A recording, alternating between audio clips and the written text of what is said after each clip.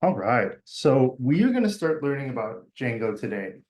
And I'm really excited about it because I think the AI stuff and also the full stack stuff that we've done previously is going to be a really good warm up for this. Django is a backend web framework written in Python. And for example, if we wanted to write our own Pokemon API, we would use Django to build it, right? So it's a backend web framework that's written in Python, and you will have seen this in Flask. But Django is much more, we call it batteries included, meaning that it has a lot more common features that we usually want kind of built in right outside the box. We're also going to learn about a really powerful tool that Django has called Django ORM. ORM is short for Object Relationship Manager, which I think you all got a bit of a preview with SQL Alchemy. But essentially, we are going to have a database for our app, right? It's going to be Postgres, but we're going to learn that we're not going to write the SQL ourselves. We're in fact going to write a bunch of Python classes that Django calls models. And Django does the work of, once we write that model class, transforming it into SQL for creating tables and queries and all of that. We're going to see how with Flask, you got a preview of routes and paths and view functions. And we're going to see all the backend code for that, including things with authentication and more. And we're just going to see how Django, it's bigger, it's heavyweight, but it offers more structure in design and to a degree lets our code become more portable. And we're going to want to use virtual environments as a part of this. And I know you guys have been digging into that, and that might be a good spot to just warm up. And can someone remind me, like, if I'm working on, a new project, why might I want to create a virtual environment for, my new project? And let's just call that maybe my Django. Tim, yes, sir. You want to make sure that you're not putting these files on your computer or messing with files on your computer, to make sure that you're just making a virtual environment, messing with the files that you put into that virtual environment. Close. You're absolutely right that the advantage of a virtual environment is when I install like Python dependencies and packages, they're kind of contained in that virtual environment. But the virtual environment still lives in directories and files on my computer. And in fact, can someone remind me, like, how would I create a virtual environment for this project that I've just named my Django? Brandon, yes, sir.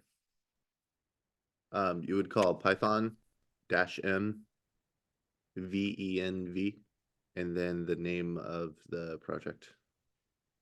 Yeah, exactly. Or whatever name I want to give my virtual environment directory. I like to just give my virtual environment directory the name .venv. VS Code will kind of pick that up automatically. And can someone maybe remind me, what's this command venv doing right here after the -m? And what does the -m do, in fact?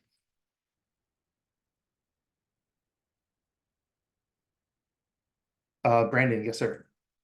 I'm going to guess. I think -m is make, so Python make, and then venv is virtual environment. Close, very close. -m stands for module. It lets us run a Python module as a script. And a module, remember, can be like any program that we make. There's some stuff with dunder name that I always get a little confused about, to be honest, to tell Python that this file is a module. And then the second part of what you said is spot on, that we want to run the venv module, which is a Python program living somewhere that I think it gets installed with pip, maybe. And so we're telling Python, hey, I want you to execute this module on the command line. And then we're passing in this command where we're telling the venv Python program, that Python module, hey, let's go ahead and create a virtual environment directory. The convention is to make one virtual environment per project. If you find that you're running out of space on your computer for Django, it's probably okay to just use that default virtual environment. I'm just going to go ahead and create a new one here. And in fact, let me deactivate. And remember, when I deactivate a virtual environment, I see this command prompt go away. And in fact, and then someone remind me, if I want to use this new virtual environment that I created, how do I do that?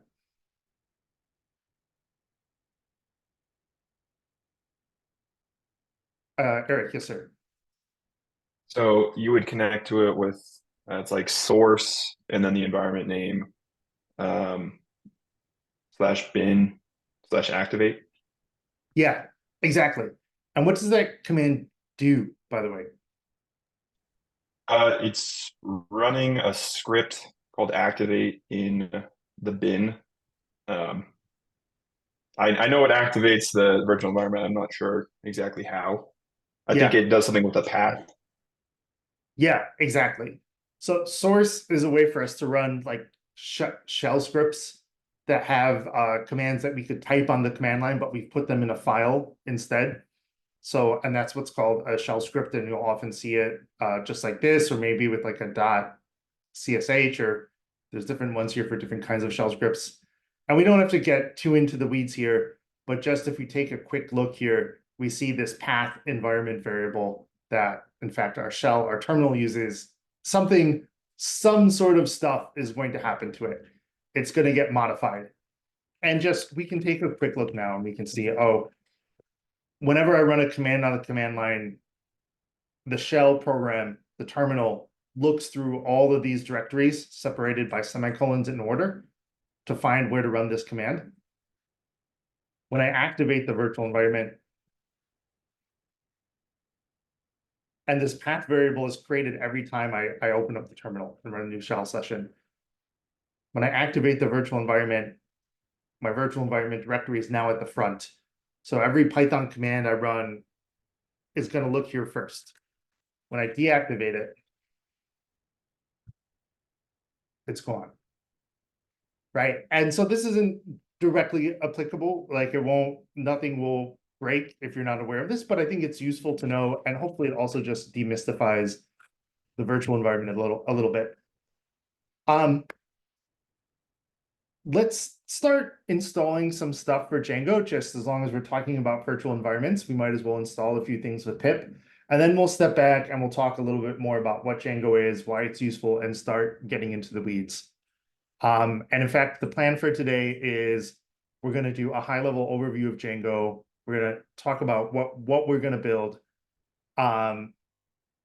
You've already kind of seen Python virtual environments, and I kind of jumped ahead right there. I think next we're going to talk about dependencies a little bit with Python projects, because that's related to virtual environments. We're going to see how to install and create a Django project. How to create a Django app within a Django project and what that is and why it matters. Connecting Django to Postgres. Models, which I mentioned, is how we're going to talk to our database, and migrations, which is how we keep track of changes to our database. And a little bit of the Django interactive console. And then we should be able to have some work time. And then for part 2 of our lecture, we're going to dive deeper into models and different fields on models, which is very similar to columns on tables, and just go deeper into Django's features. So do folks have any questions sort of about the agenda or the goal for today before we dive in?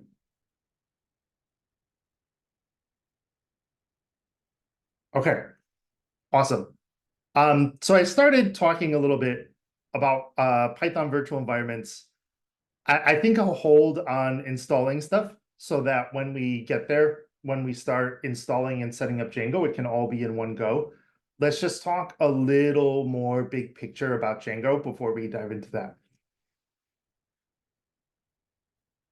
So we have this pretty awesome diagram here that Francisco put together. And it is one of my favorite things. And we'll see if I can kind of scroll through it without accidentally zooming in too much. But, we've got the front end and the back end of an application. And in fact, here in TLDraw, I'll just make a really simple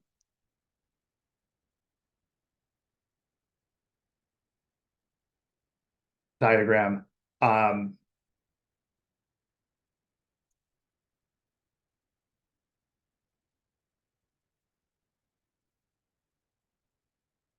This is our front end, and this is, let's say, the browser.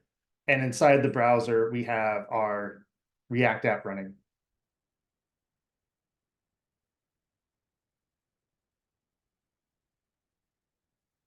And over here, we've got the backend, and now it's going to be a Django server, right? And a server is just a fancy word for a program that sends stuff to another one. The same way that a client, which is another word for the front end, is just a fancy word for a program that requests stuff from another program. So in fact, when we wrote that Python code that talked to the Pokemon API, we were writing a client application to talk to the Pokemon API server. And as we've learned, these messages get passed over the internet in the form of HTTP requests. Right, and maybe we're requesting, to get a username. Maybe we're requesting to send a post request to add a new user to the database. And our Django server, well, when Django's running, just like any Python program, it can store stuff. But when Django stops running, just like any Python program, that information is gone. And databases also offer lots of other very useful things. So, we want to have a database that our backend talks to. And potentially our Postgres database could even be on a different server somewhere in the cloud as well. Though here in class, the Postgres database is always running. We have all of this stuff running on the same machine. My browser is running on my laptop, Django is running on my laptop, and Postgres is running on my laptop too. But in fact, if we were deploying this to AWS, we might have one server for Django. We might even have a separate server that is sort of the host server for the React app. And then Postgres might be on another server as well.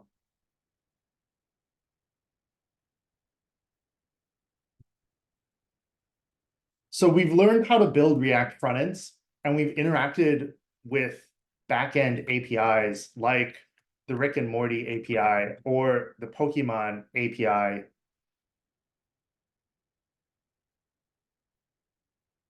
Right, and I can do it like this. The browser can make that GET request. I can do it with Thunder Client, and I can make a GET request.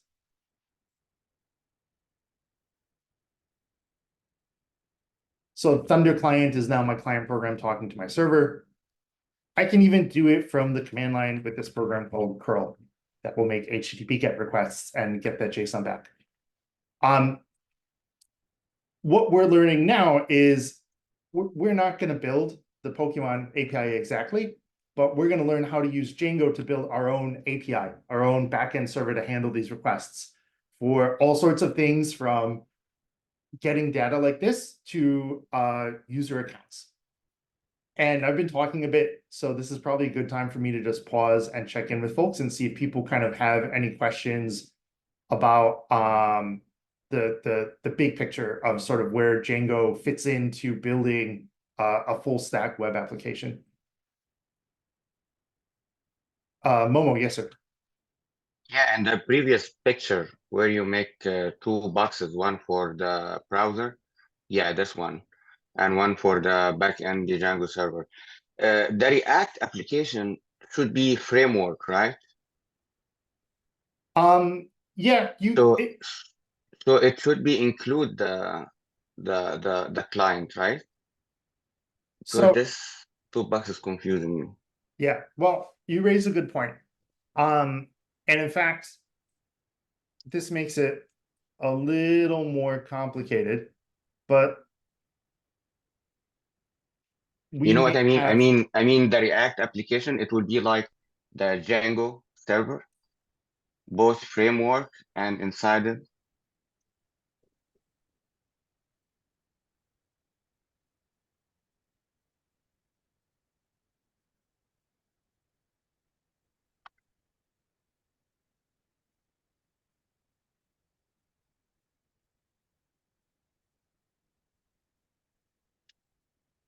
if we're gonna kind of, in fact, and this is maybe good to go into it a bit more.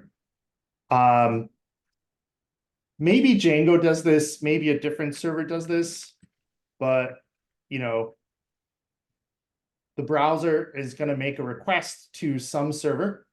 When we've been using React, our browsers make this request to the dev server. And then the first thing it sends back is, and in fact, this shouldn't be home, this should be index.html. And then the response sends back, it's probably something like this, right? min.app.js, which is our entire React app, including the React framework and everything. And that's the very first thing that the browser does, right? And then once the React app and the React framework has been loaded into the browser and it's running, then our React application can make these HTTP requests to our API server. And just as an example, maybe, you know, we're like, we want to get a Pokemon info for Charmander, and the response is, you know,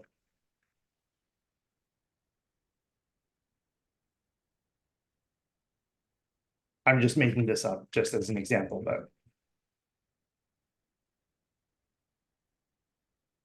So you raise a good point that our browser has to get the React app first and make that request to index.html to get it. Sometimes what you see is there's not a separate server. We could have our Django server do this as well, but sometimes there is a separate front-end server. The important thing to note, though, is our entire React application, including the React framework, is running inside the browser. Does that help answer your question a bit, Momo? I know I kind of opened a whole nother door there. No, yes, sir. Yeah, that's good. Thank you. Awesome. Yeah, great question. And I think it's better for us to kind of diagram this out and see this. And this is, in fact, what we've been doing the whole time. This is just the Vite dev server. And it's been doing that for us, and we haven't had to really think about it. But it is useful to start thinking a bit more about our web application architecture. And I just want to check in and see if folks have any other questions or things on their mind. And let me check our questions channel as well. Oh, awesome. Francisco, thank you for answering Murad's question and X-ray questions as well. Oh yeah, Francisco. I was trying to give a thumbs up. I apologize. No, you're good to go, man. So, see, I think we've covered most of what I wanted to kind of with Django. Just to talk through a little bit more of what it does. And we're going to be seeing a lot of these pieces today. We're going to create a Django project. And as we get into Django later this week, we're going to add all sorts of things for authentication and other stuff that we're not going to get to today. Today, we're mostly going to be looking at models. Right? If I'm going to do a little drawing. Today, we're mostly going to be looking at models and the basic layout of a Django project. Django does a lot more. And let me go ahead and clear that. It's an open source framework. We're going to learn how to build an API with it. We're going to be able to add authentication. We're going to see all of these very powerful tools for turning data from the database into JSON to send it back to the client that Django gives us. If we hop over here, we're going to see there's lots of libraries for common security issues for the web that Django provides us, and libraries that Django provides us to follow good patterns. Again, we're not going to be getting into all of this stuff today. But the basic idea is a user sends an HTTP request to our Django API. Right? Maybe to get a list of words or a Pokemon. Our Django code looks at this request, and you've all seen this in Flask, and it looks at the URL. And based on the URL and the type of HTTP request, Django figures out what to do next.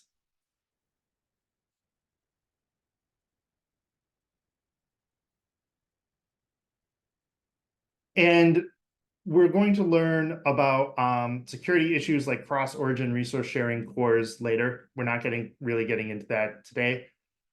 We are going to talk a bit about Django apps today.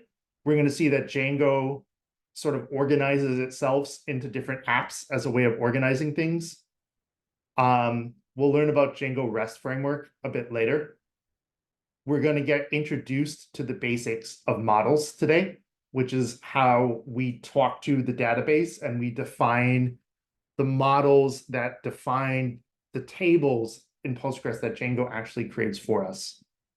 So this is where we're going to be spending a lot of our time today on models. And models, again, are classes that represent a specific table in our database and that actually create it. We'll see a little bit about views that actually handle the HTTP request and send data back and how they work together. But the main focus of today is going to be on the models and how that connects to the rest of Django.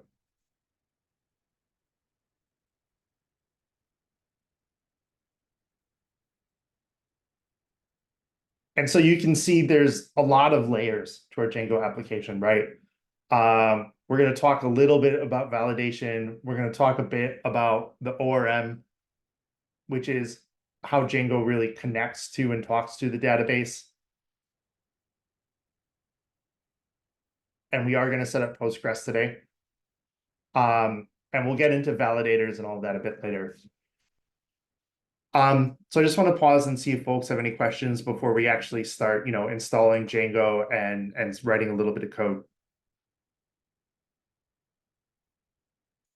Okay, awesome. Let's do it. So everyone kind of feel good sort of with the high level big picture, like how Django fits in, and like how it's going to fit into our full stack applications.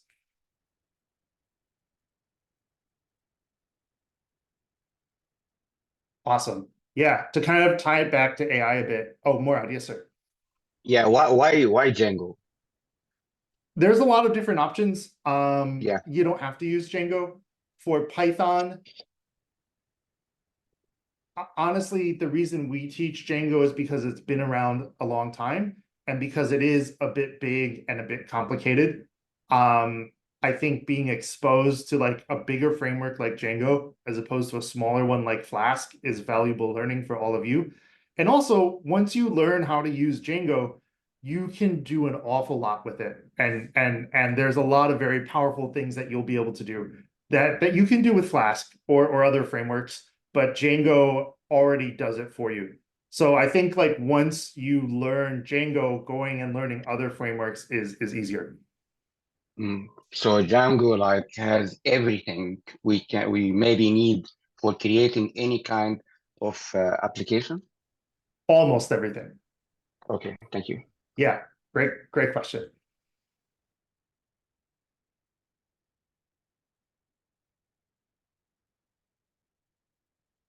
So, we've made a virtual environment. Let's go ahead. Let's install Django. I'm not going to worry so much about upgrading pip, but let's go ahead and install Django and start to get this show on the road, so to speak. And let me close that. And let me go ahead and clear this. And let me make sure I'm where I want to be and that my virtual environment is activated.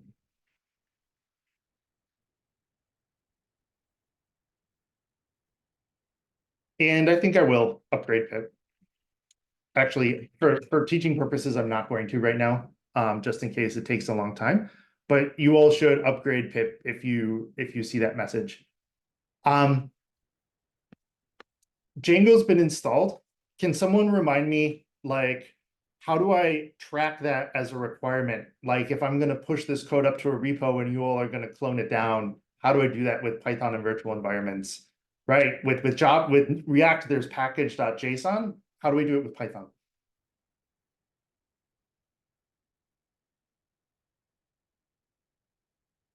Cody, yes, sir. Talking about freeze. Yeah, exactly. Freeze.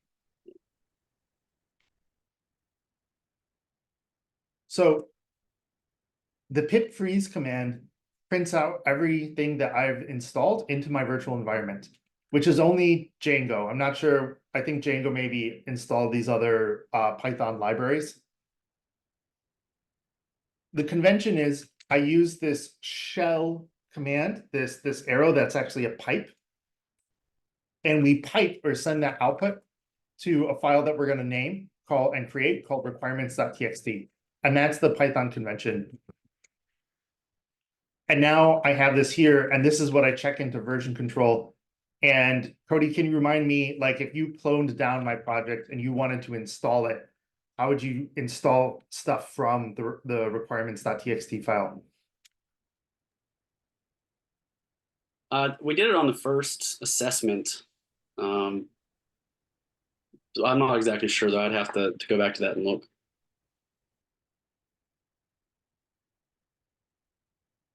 Pip install, and I believe it's -R. So think R for requirements. And then we tell pip, hey, look for this file requirements.txt and install the stuff there. And thank you for taking a shot at it, Cody. So we've got Django installed. We've talked a bit more about virtual environments and stuff. Let's run this Django admin command and see what happens. So a lot of stuff just got printed out here. And this comes from the Django package that we just installed. We can use this help command to do all these other things. There's a lot of stuff in here. Inspect DB, load data, make messages, make migrations, migrate, run server. That one sounds useful, right? Shell, start app, start project. These sound useful too. So Django gives us a lot of tools and commands. The same way that with React, we might look at the npm scripts in package.json. We're going to be using these Django admin commands. And in fact, I believe... Oh, I thought we had a good sort of cheat sheet link. But if we do a quick, maybe Django admin help start project, that sounds like a good command to know about. We see this command creates a Django project directory structure for the name that we give it. And then there's, as always, a whole bunch of different options and stuff. So there's a couple ways to use this Django admin command. One is the way that we saw with just typing Django admin. What I usually do and what we usually have in the curriculum is we can also do Python --m for module to run the Django module, and then we can pass in any of these commands. So I'm going to go ahead and do that right now. And I'm going to create a project named Pokédex project, and it's going to be created in this directory because I'm using a dot. So I'm going to go ahead and do python-m Django start project Pokédex project dot. If I had wanted to create that command or create a Django project, actually, let's see what this does before I switch gears. Just to show it, if I had wanted to create that inside some other project, I would just, instead of the dot, pass the file name, the directory name that I want that new Django project to be in. But this command created a whole bunch of stuff for us. And let's see what it's created. So just to reiterate, we ran the Django start project command, which is part of that Django admin tool that we can use here with the Django module. We're creating a Django project named Pokédex_proj, and we're creating it inside this current directory that I already made before named my Django. And this is often the structure that you'll see the virtual environment directory and then the Django project directory. And note that Django has also created a file named manage.py that's also at the same level as the Django project directory. And there's a whole lot of stuff here inside this manage.py. We're going to be using this command all the time this is something we can actually run from the command line, but we don't have to modify it. Murad, yes, sir. This command, like in React, when we say create at latest and the name of the project. Yes, exactly. It's very similar to that, like npm vite create. Okay, and what is Django admin again? The first command that you just wrote it before the command that create the project, the one that was Django admin. What does do? Oh yeah. So by itself, it does nothing. If I just type it like this, it just gives me a list of all the different possible commands. If I instead did Django admin start project, and then the name of the project I wanted, it would then Django admin would execute this start project command. We did the exact same thing just now by doing Python space -m Django start project. So we don't use it for starting project. We use the other one, the Correct. Python -m. Okay. Yeah, exactly. Yeah. So I would- why? Sorry, can I ask why we don't use it? As long as it's also start project. To be honest, I don't know. I don't know if there's a big difference between the two. I know for teaching, what we're going to be doing soon is we're going to be running a lot of commands that look like this to do different things with Django. I'm honestly not sure if one way is significantly better than the other. That's just sort of the way we've chosen to teach it. That's a good question though, and I'll dig into it more if there's like a meaningful difference. Yeah, but that's what we will use it always for any command we want to do in Django later, right? If I want to make migrate, if I want to make this command, I have to write Django admin first, right?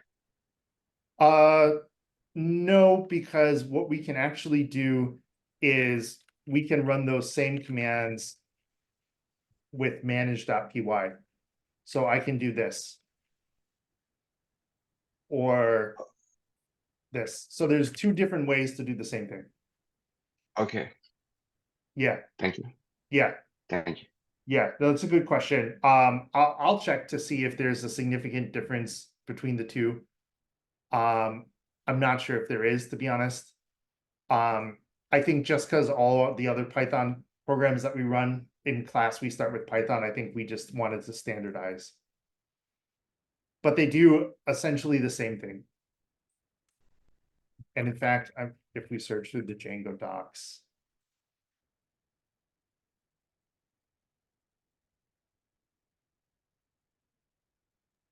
Yeah, So so it's either or. exactly. Manage dot. Okay. Yeah, exactly. And in fact, yeah, manage py might do a couple extra things with environment variables that I want to check. This is a good moment to mention, as you guys are probably starting to see, Django is a pretty complex tool. It is not possible to learn Django without reading its docs. So I do recommend having the docs open and looking at them as you go through Django and do lessons and stuff. This manage.py that gets created, I don't want to go too deep into it. The one thing I do want to point out is it's looking for some file named settings. And that's where we're going to go next to look at what's been created here with our Python project. Right. And that will kind of take us back to all the different commands that we can run. So if I look inside here, inside this Pokédex project directory that's been created, there's an empty dunder init.py. There's this file asgi.py that we don't have to worry about too much. What we do care about is this file settings.py. And this is where we do a lot of configuration. And every time Django is run, it reads from this file. And a lot of things in here we won't change. They've been created by default and we want to leave them the way they are. A lot of things we will. And the rule of thumb with settings.py is you don't want to change anything in here unless you know you are 100% correct in making the change. There's a lot of things that we'll get into later, like secret key and base directory and allowed hosts. A little later today, we'll talk about installed apps. Middleware, we'll learn about later. We'll learn about all of these things later. Templates, which we don't really use. What we are going to do in just a minute is modify this configuration setting for databases. If I look right now, my Django is configured to use a database called SQLite 3. And in just a minute, we're going to, in fact, change this to Postgres and the name of the Postgres database that we want to use. And you can see here, there's stuff here, the language, the time zone, and a whole lot of other stuff. So this is really where you can set a lot of powerful global settings for Django. Next is this file urls.py. And this is sort of similar to making routes or paths with Flask. And we're going to add some things here to a minute. And this is where we'll create the routing for our backend app so that Django knows for one URL, do this, but for a different URL, do that. So all this stuff has been created for us inside this directory named Pokédex project. And I think that brings us to the next point that I want to touch on here, which is that Django projects are organized into apps. And let me go ahead and hop over to our slide deck for just a minute. So we've created a Django project. Inside of that, we're going to create a Django app. And it's really just a container. It's so that we can keep our Django projects more organized as they get bigger. It's so that I can make changes to a Django app for one thing without it messing with another, and possibly for reusing code for Platoon projects, though that's less common. And the directory structure that we're going to have set up is inside that Pokédex project directory. We're going to have different directories for our different apps. And one way to think about it is that the project itself is sort of like a freezer for, say, all the different flavors of ice cream, and each individual app is its own ice cream flavor. And obviously, I don't want like my chocolate chip cookie dough and my strawberry ice cream getting mixed up, unless that's its own flavor. So they each need their own container. And so a Django app is a container for all these different things. And if we had a really big Django project, like if we were Amazon, maybe we have one Django app for Amazon Prime that has all of the backend code for or even more specific, Amazon Prime Video. And maybe another one for Amazon Prime Groceries. And then we have another one maybe just for normal Amazon stuff, just to sort of come up with an example. Murad, yes, sir.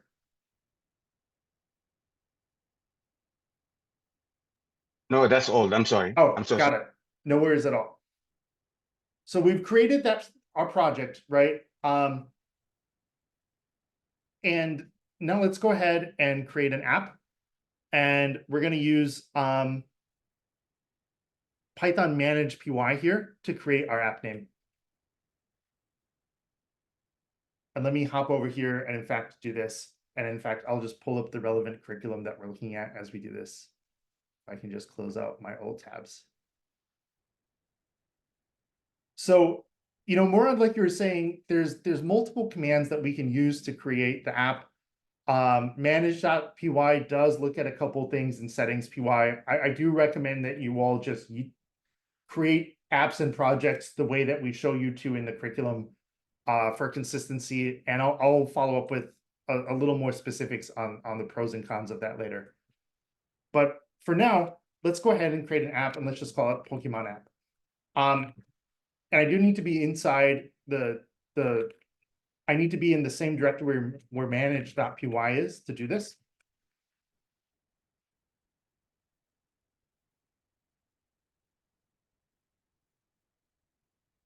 And so I apologize. The app actually got created at the same level as the project. If we look here, it's not inside of it. And to be honest, I always get a little confused around that. And it is a bit of a point of possible confusion. And if we look briefly in the app. We're going to talk a bit about migrations in a minute. But we see a couple things in here.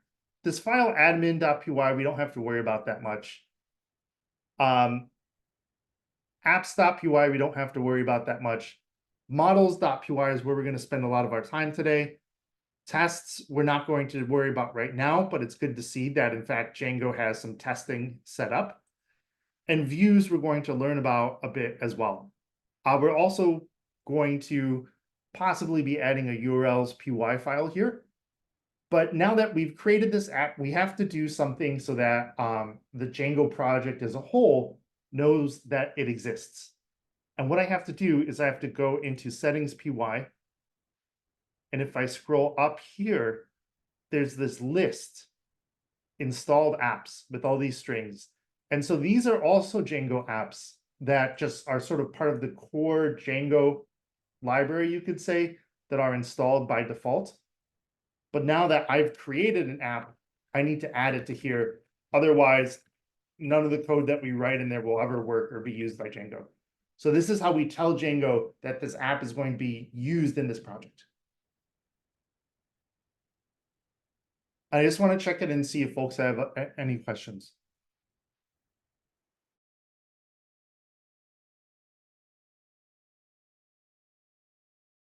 Murad, yes, sir.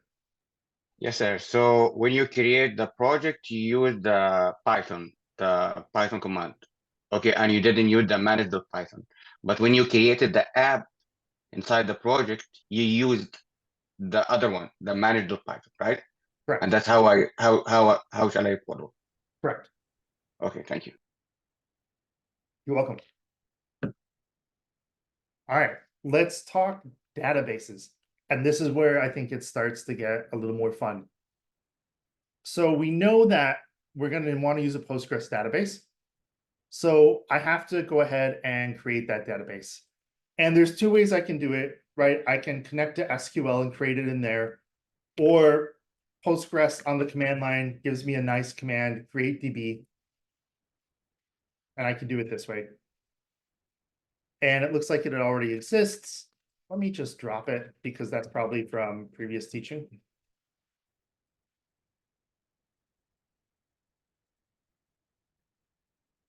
And now I've got a Pokédex database. And in fact, I'm going to open up a new shell session and I'm going to go into PSQL. And if I look at all my databases, in here is Pokédex DB. I'm going to connect to it, in fact, in PSQL, in our Postgres database client.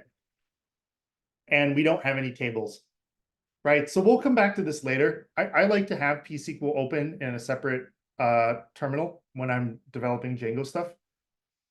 Now that this database has been created, we need to tell Django to use it.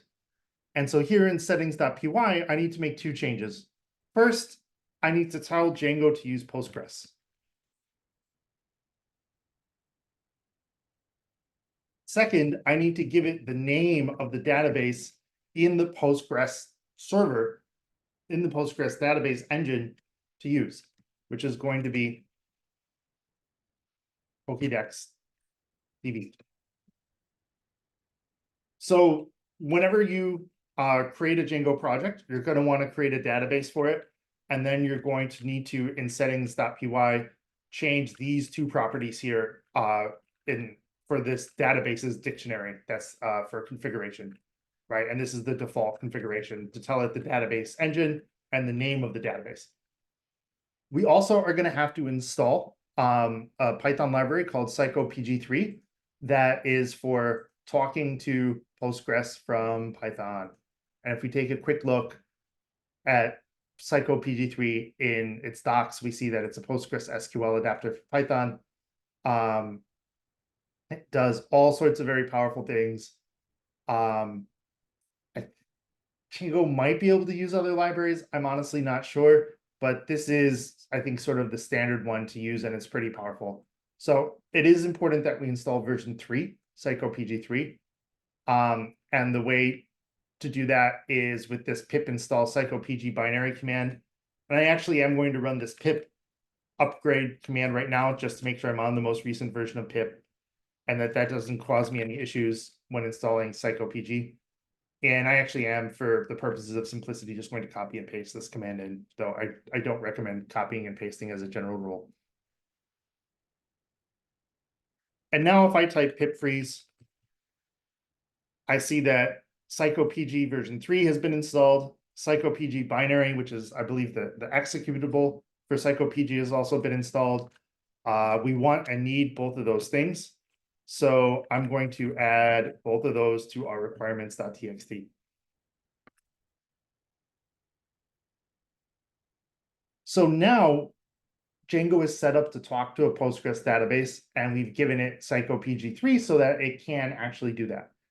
And now we can get into models, which is kind of the cool part. And the place where I go for models, and excuse me as I just close out a little bit of code. And actually, before I dive into models, do folks have any questions? Gary, yes, sir. Perfect timing. Yeah, hey, I was just wondering, is there requirements text file? Is that necessary, or is that just for tracking purposes? Yeah, it's a great question. The purpose of that is just like with the React project, we don't want to check like the node modules directory into version control in Git. We just checked in like package.json and package.lock.json. And then, you know, if you and I are collaborating on a project and I add a dependency, you can just clone down my code, get the updated change in package.json and run npm install. It's the same thing here with requirements.txt. That Python virtual environment directory, we never want to check into version control. And in fact, I should add a git ignore file to do that right now. So let me actually do that real quick. So the git ignore file, remember, this tells Git what files and directories we want to ignore. And you can have as many .git ignore files as you want in your project. So I'm going to create one right in here, and we're going to tell it to ignore this .venv directory. Because that's a lot of code. And also, I want to make sure that when we're working on this project together, when you run the pip install -r requirements.txt, you get the most recent version of everything. That was a bit of a longer answer, but does that answer your question, Gary? Oh, that's perfect. Thank you. Yeah, great question. Morad, yes, sir. Yeah, one more time, when we the PsychoPG, when we install the PsychoPG, why did you install it again? Yeah, Django needs PsychoPG3 to talk to Postgres. Okay, like interpreter. Exactly. Okay, thank you. You're welcome. Yeah, and what you'll do is, like, whenever you start a new Django project, that's like the first thing you'll do is just pip install PsychoPG3 if it's not already in the requirements.txt. Now that we've got Django able to talk to Postgres, let's have it go ahead and talk to Postgres. This is where I think when you're learning Django, it can get a little confusing. There's a lot of nesting, right? There's this my Django project. Inside here is Pokédex project. And then next to it is Pokemon app. When you're working with models, you're always going to be working in the app directories. And you're going to want this file models.py. And there's a couple things to note here. And I'll just leave this up here to the left. First off, Django has already set some stuff up for us, and we're importing. Oh, excuse me. Excuse me, I had a frog in my throat. We're importing from this Django module, django.db, and we're importing this module named models. And in fact, I think if I select my Python interpreter and I choose the one, oh, I always get a little annoyed with this. And let's just go here. And it's not going to, of course, it's not going to show me. So let's see, cd.env cd bin.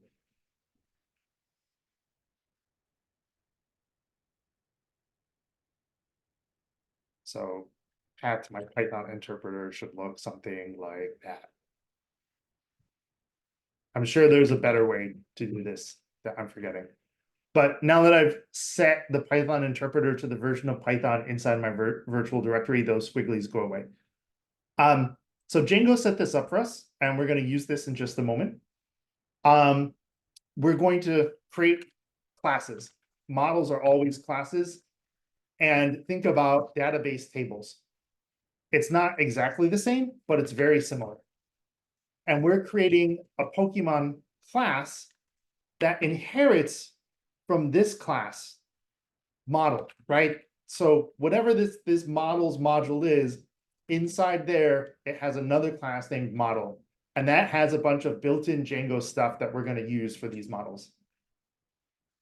And when I create a model, it's very similar.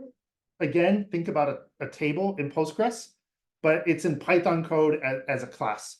So the way we write it is a little different. So the name of our Pokemon, instead of a column, we call it a field.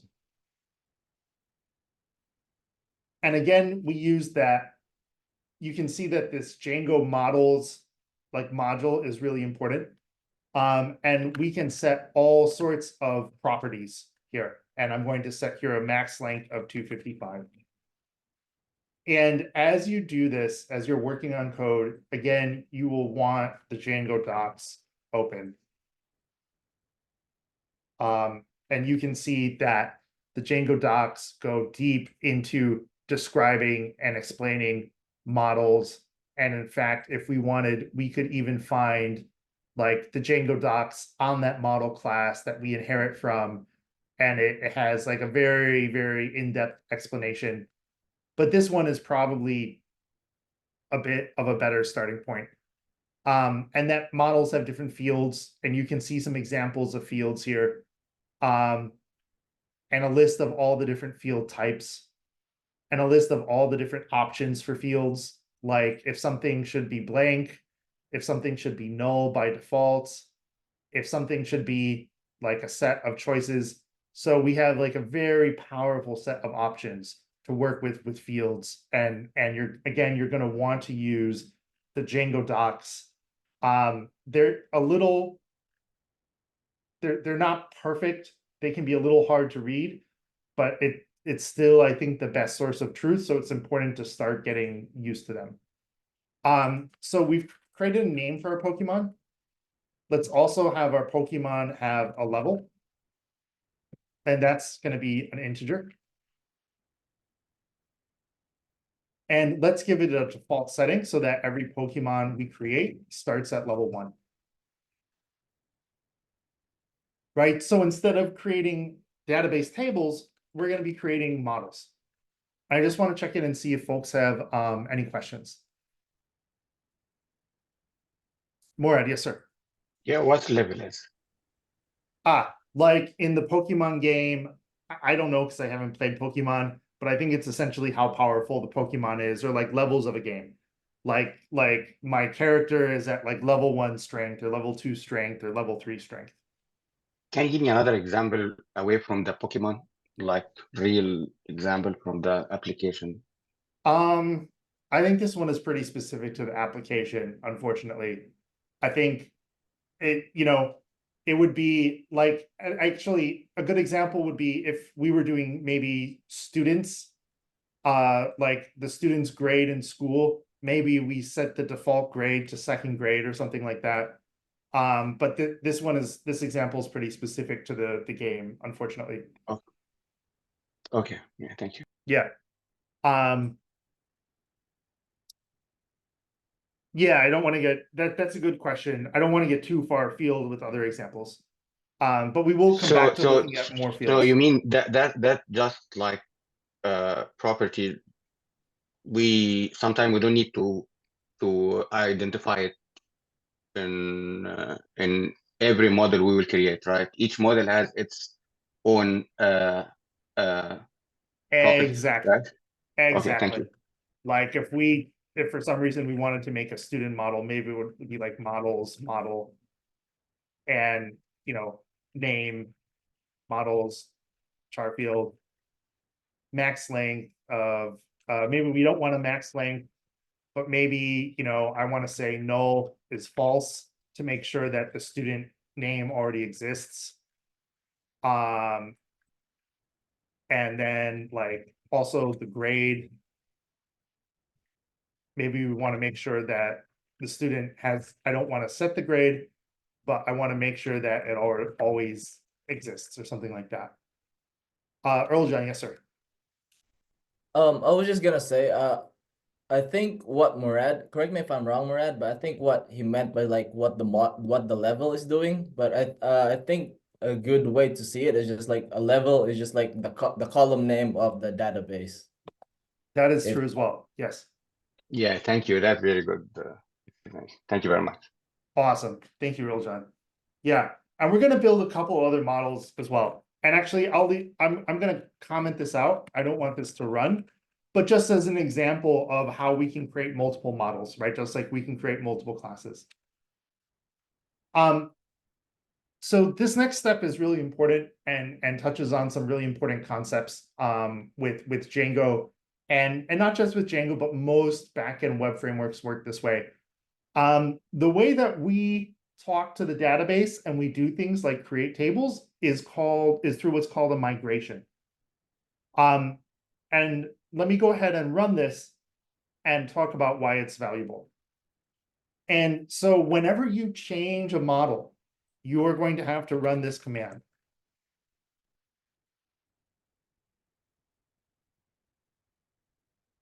And I'm in the wrong directory, so I should be getting some autocomplete. I need to be in the same directory as the manage py.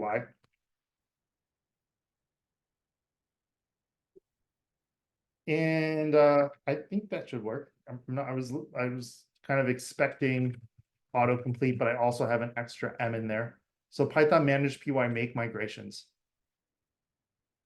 So this actually is a really important command. And we see this command printed out here. I see what looks like a file name and a sort of like one bullet point description of what's happened.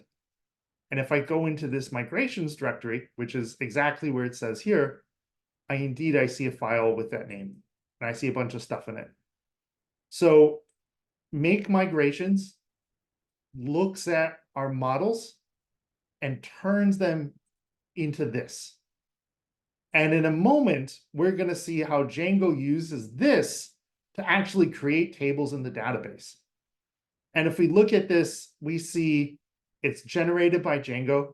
It's in the migrations directory. So the rule with migrations is you never want to modify these files directly. Django should always be creating them for you with the make migrations command. You almost never want to modify these directly unless something has gone very wrong. So you should never be touching these migration files yourselves. If you are, you should be talking to a TA and they probably should be talking to me or Francisco before you do anything. Otherwise, it's very easy to make stuff get very messed up very quickly. What this does is we can see that there's this migration class also inheriting from some Django stuff, this sort of initial true property, dependencies of which we see it's a list, but it's empty, and then operations. And we see this interesting term, create model, name, Pokemon, fields. And let me go ahead and do a little split here real quick. And let me pull models over here, and let me just close this off. And let's look at the fields. First off, this ID field, we did not create. So this is one benefit of Django ORM and Django models. It will always create an ID field for us, and we don't have to do that when we define and create a new model. And I can see that this is going to be the primary key of my database table. It's got a verbose name, which we don't have to talk about, but the name is ID. And it's an auto-incrementing integer, essentially, right? If we looked up big auto field in the Django docs, that's what it would tell us. And so this fields is a list of these tuples or sets or something. And then we see the other fields that we did create. And this looks very familiar, right? This is exactly what we wrote, and levels is exactly what we wrote. Now, nothing has actually happened to my database yet. if I do select star from Pokemon, relation Pokemon does not exist. And if I do DT, we see none of these tables exist. So creating the migration does not actually change the Postgres database. The other reason, and actually let me ask, anyone have any thoughts? Why is there this extra migration file? Why does Django do it this way?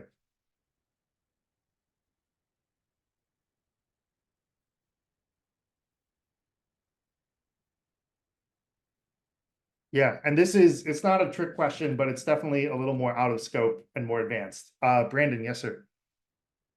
Are they adding in this migration stuff because of the Django myadmin? Not entirely.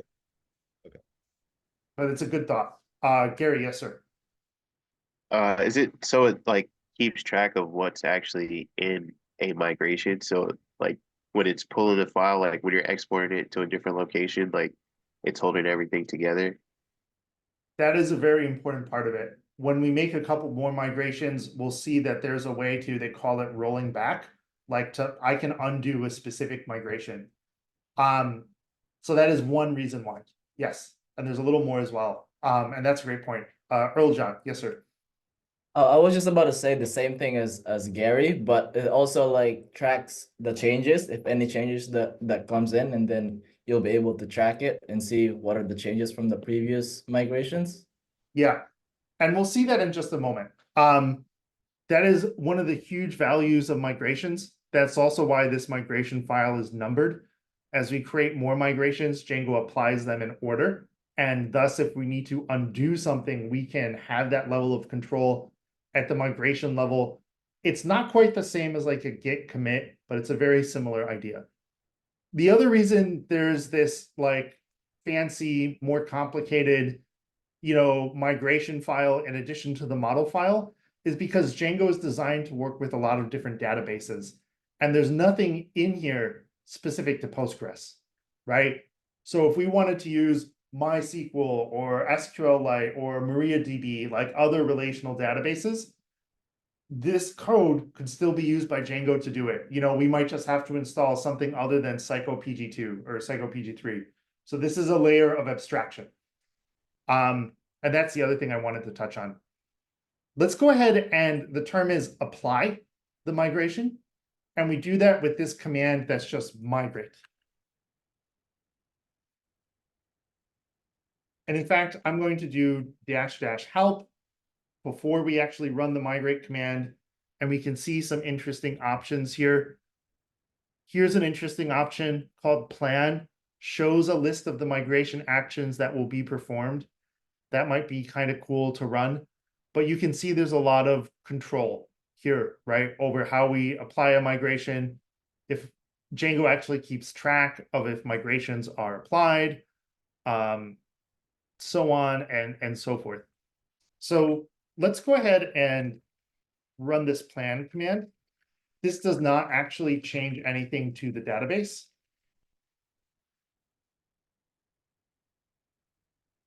But we see a sort of preview, not an SQL, but of what this migration is going to do when Django actually does run it against the database. And there's a bunch of initial stuff here. Note that there's a bunch of stuff for Django modules that are not part of our app, like the auth Django app and admin, all that stuff that was set by default in settings PY. And you'll see this the very first time you run any migrations. And it's actually part of the reason why you always have to run migrations right away before you can get anything on Django to work.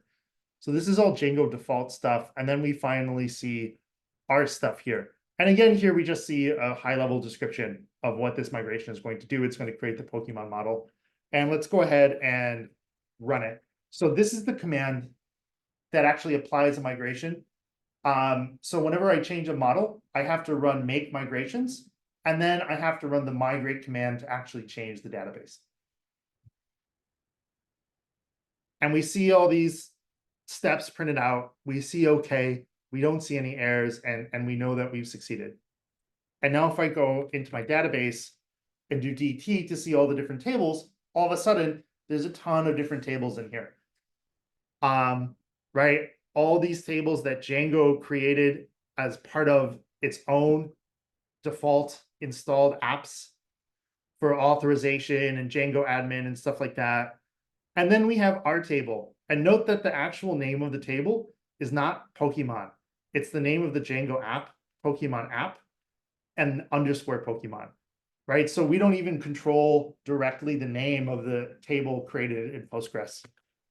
And if I do select star from Pokemon app, Pokemon, of course, there's nothing in there. And of course, it would help if I spelled that right. But we see that our table has been created. And it has those three columns: ID, name, and level. Cody, yes, sir.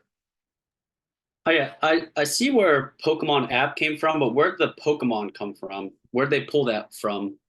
The name So- of our model. Okay, so it's just lowercase. All right, cool. Thank you. Yeah, exactly. Exactly. Like,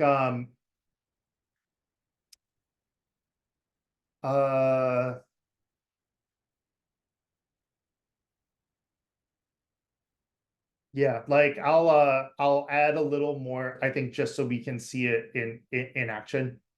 And then we're running a little long because I do want to break so that we have a break, and also so you all have a little work time. But I think we're almost done here. And actually, to demonstrate that, let's go ahead and let's just make another. Let's add a bit more to our model. And I'm going to make this up. This is not anything related to Pokemon. The Pokemon is going to have a favorite food, and it's going to be another char field with max length 255. Let's watch what happens here.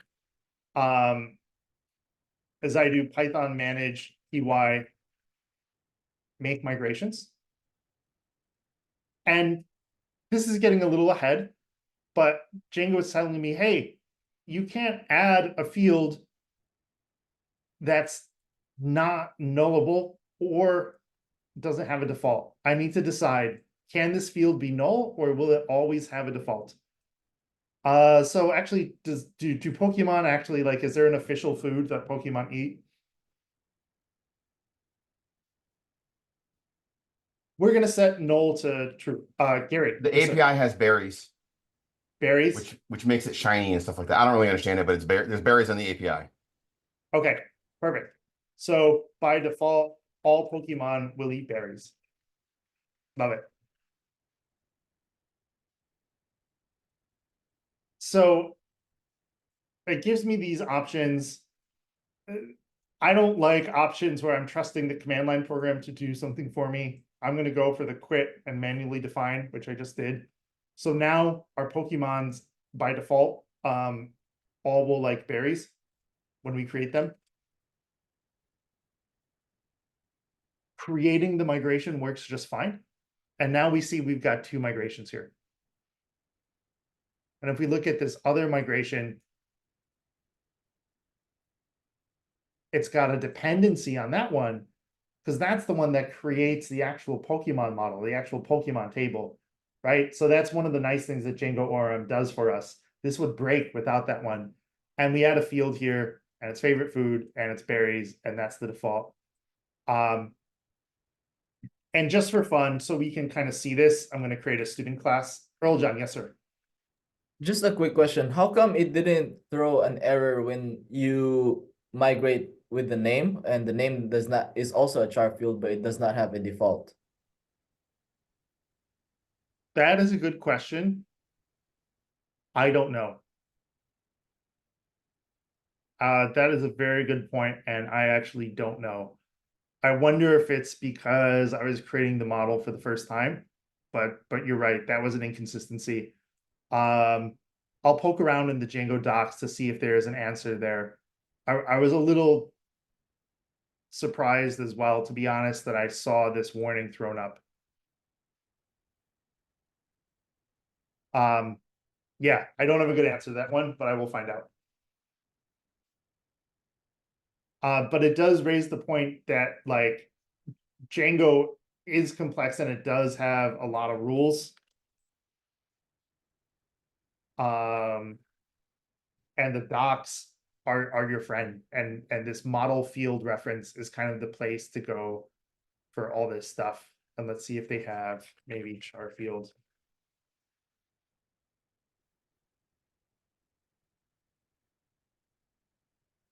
Yeah, that's a good question. I don't have an answer to it. And that's a good observation as well.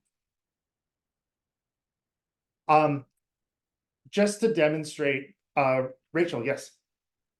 I was just gonna say, I think it's because you're adding a column to rows that already exist. So you have to have a default put in to the rows that are already there. That's a good point. That could very well be it. That because this table already exists. Yeah, I think you're right, Rachel. Yeah, I think you hit the nail on the head.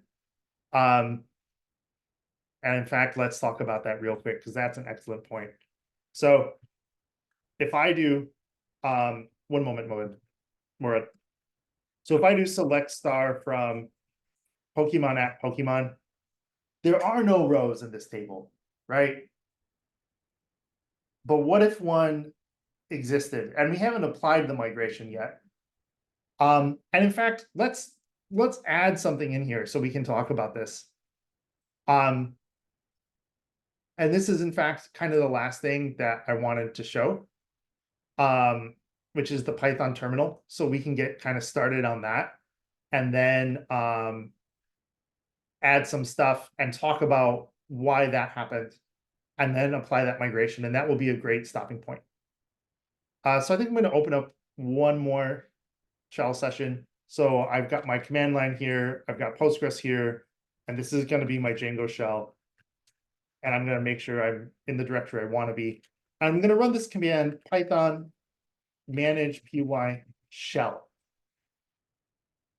And this looks pretty similar to what we've seen with, if I just type Python on the command line, I can do print hello, I can do, foo equals 5, print foo plus 3, all that good stuff.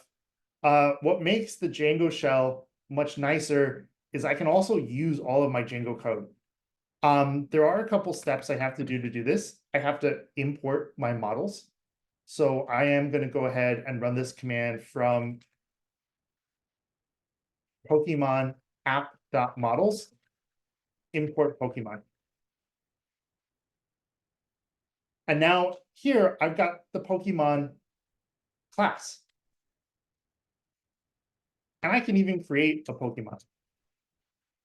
I'm going to create a new instance of the Pokemon class. And their name is going to be Pikachu. And their level is going to be 12. And this is great.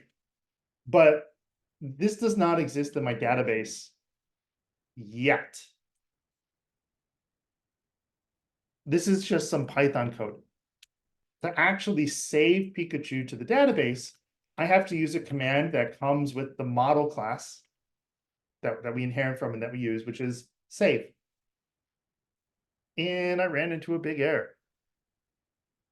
And it looks like the error is, in fact, related to probably not applying the migration that I made because I created it, but I haven't applied it to the database. And I think that's making Django a little confused. So let's step back just a touch. Let me go ahead and apply the migration for favorite food. And so now it should be applied. And I'm going to double check by going into pSQL here. And I don't have any Pokemon in there, but the favorite food column is there. So Django got a little confused, right? It didn't know I hadn't applied that migration yet, but it was actually trying to do me a favor and say, hey, Adam, you added this favorite food to your Pokemon model. You created the migration, but here you are trying to make Pikachu and they don't have a favorite food. So let's see if this works again. And let me clear some of this stuff out so we have a little more room to work with.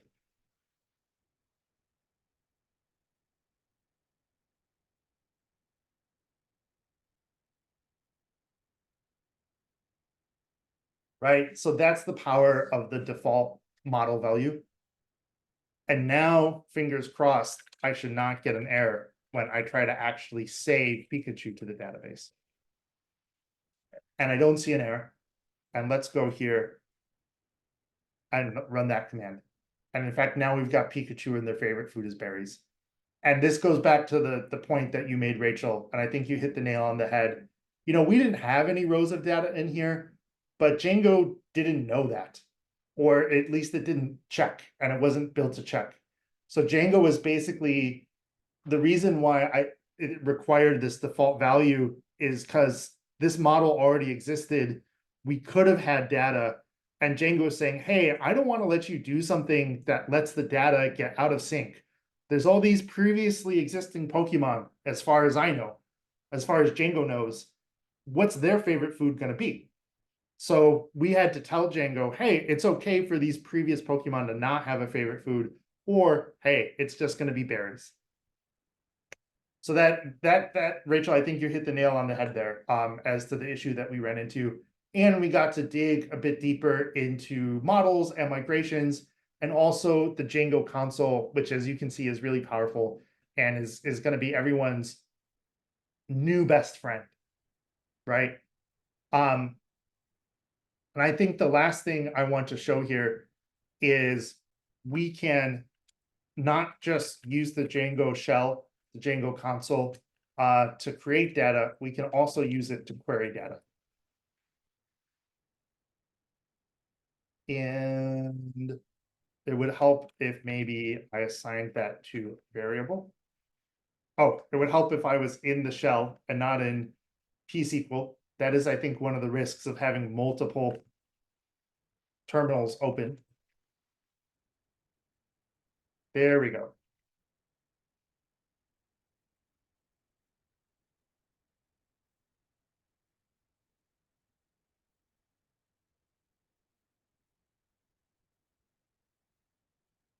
And we're going to learn as we get deeper into the class. You can do querying and filtering and all sorts of stuff. But this is the power of the Django shell or the Django console, is we can use this Python model code that we write to interact with our database. And this is how you should do it. You don't want to be inserting stuff directly with SQL, because something will inevitably break, because Django is doing a bunch of extra things for us. So we want to kind of do stuff the Django way moving forward. So this is a great stopping point, and I would just want to pause and check in and see what questions folks have, either around this stuff with migrations or with the Django shell. So I know I covered a lot there in that last bit. Murad, yes, sir. So we can create data from this shell, from the Python shell, or we can create data from the Postgres, right? And yeah, and one more question. Okay, when we created the data from the Python shell, you said we have to make migration Close. after entering each data, or creating data after, like, creating row. Close. So after, and in fact, this is actually, I think, a great thing to demonstrate. Let's make another Pokemon named Charmander.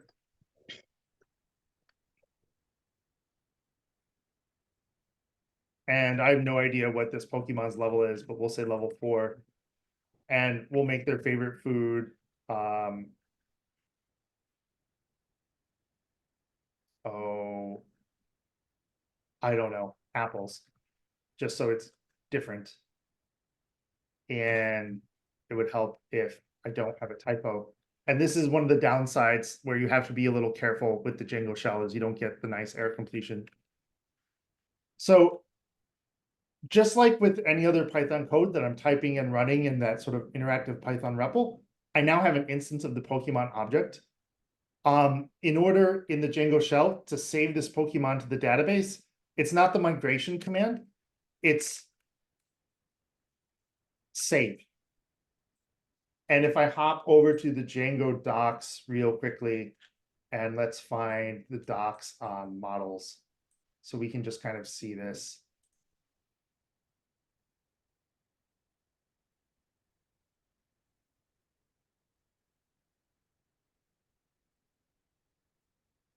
Yeah, so the model class that our Pokemon class inherits from has a method named save, and this will save that objects to the database. It will save that data to the database, and you can, there's more things that can potentially happen with it that go in depth here.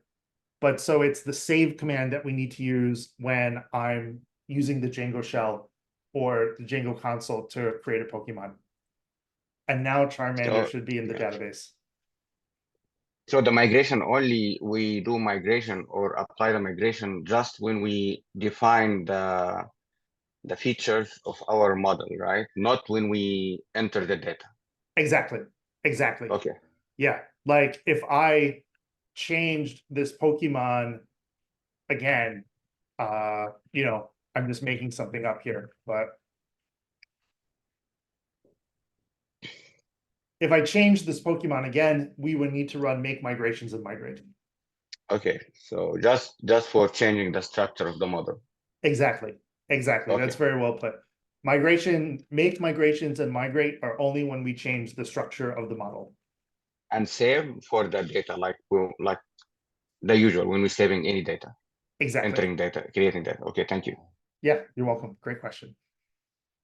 And so if I kind of go back up through here through my commands, actually, let me clear this a bit.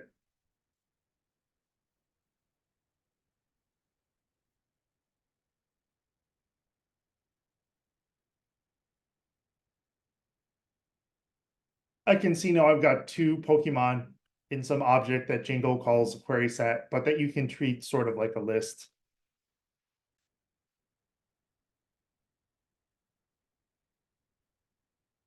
And its name is Charmander. Murad, yes, sir.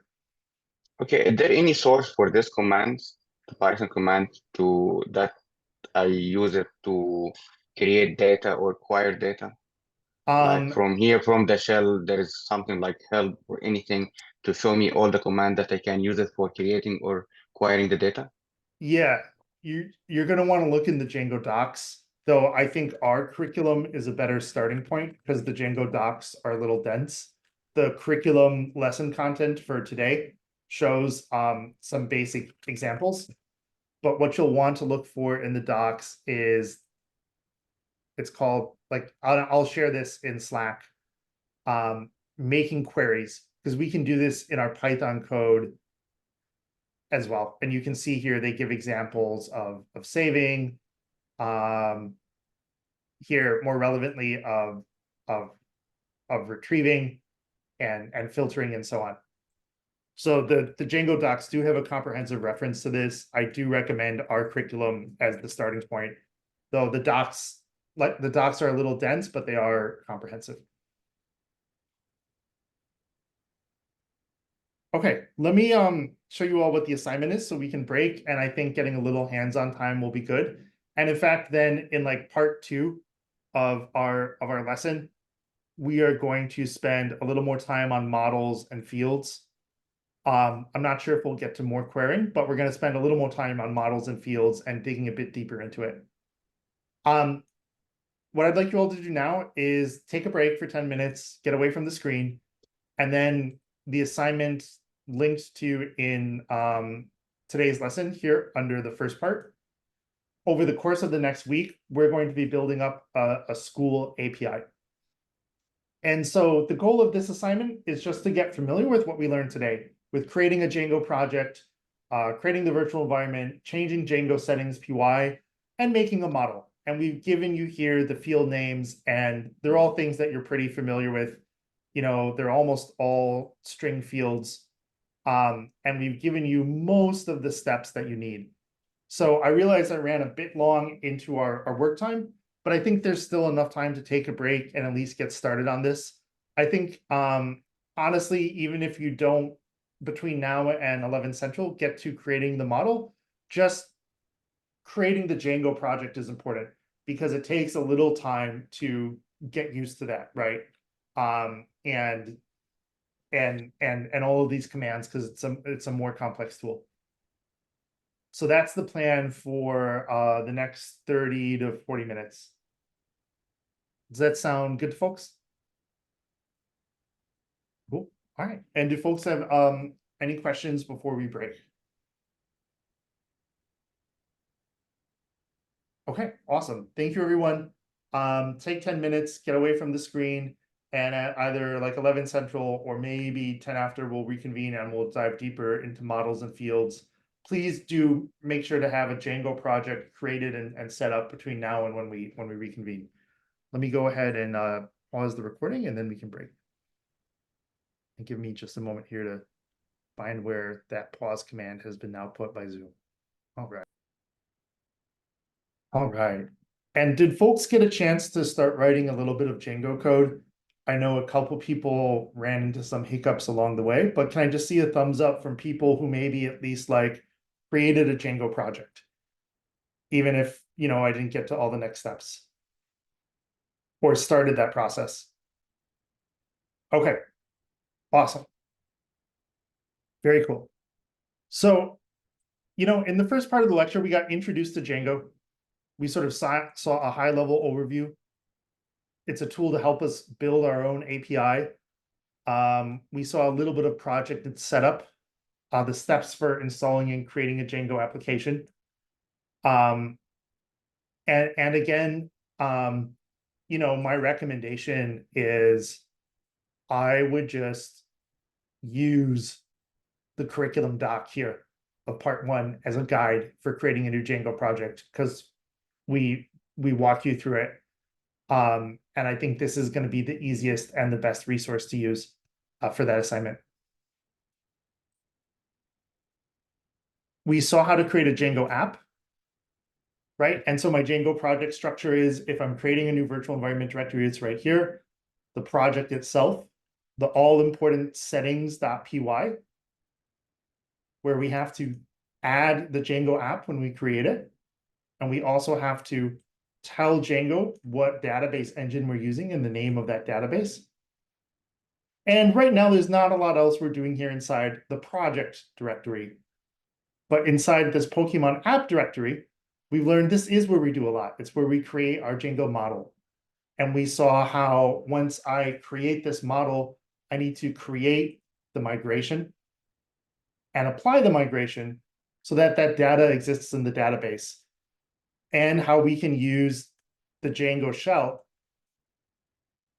And just as a reminder on how to use that, I have to have my virtual environment activated, and I run python manage.py shell, and I need to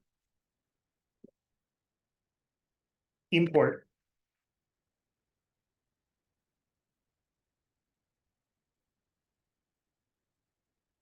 the models I want to work with. And now that I have an instance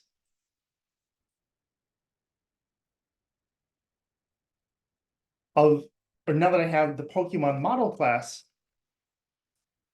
we learned the very basics of actually querying our database, right? Which is the same thing as if I did select. Well, actually, let's look at our database tables. Because as we saw, the name of the table is actually created by Django ORM.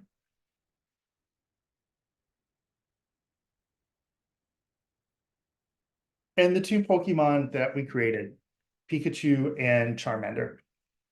And we started to talk a little bit about model fields. And were some really good questions about this. And model fields, in fact, start to get pretty complex. And I think that's a good thing for us to talk through just a little bit, and then we'll build out our Pokemon more. And we'll actually use more model fields, and we'll see more features of Django ORM and migrations. So fields are all the different parts that we have to make an object. And we've seen how under the hood, a field gets turned into a column, right? Like a varchar or an int or whatever it may be in Postgres. But that's actually now a layer abstraction away from us. And it's important for us to be aware of that, but we don't control that directly. So now really, you know, it's the Django docs that talk about all these fields that we want to be our source of truth. And Django ORM gives us a number of really useful and powerful fields to build whatever kind of model it is or thing that we need to build. So this chart is also in the curriculum doc. I think this is a useful reference as you're getting going. I'm just going to briefly walk through this, and then we're going to look a little bit more at where we can see the documentation for fields, where fields come from in the code, and add some fields to a model. But to sort of summarize, the big question with fields is null and blank, right? Like just like with the database column, there are certain columns you don't want to be null because that would not be good data integrity. There are certain columns you don't want to be blank. And Django does sort of bake some of these rules in, along with possibly uniqueness.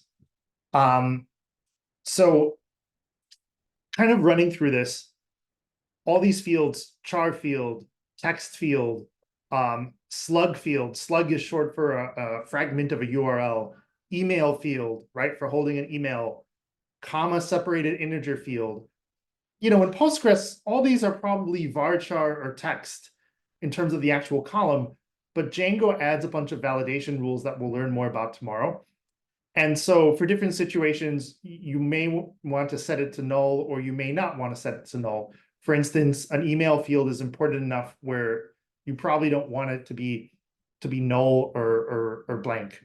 And in fact, let me step back a bit and let's actually use ChatGPT to help us here, because I totally forgot, and we should definitely talk about Django models, null versus blank.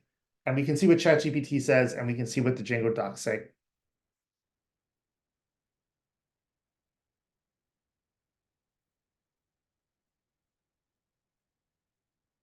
So as we get deeper into Django fields, we'll see it potentially impacts forms.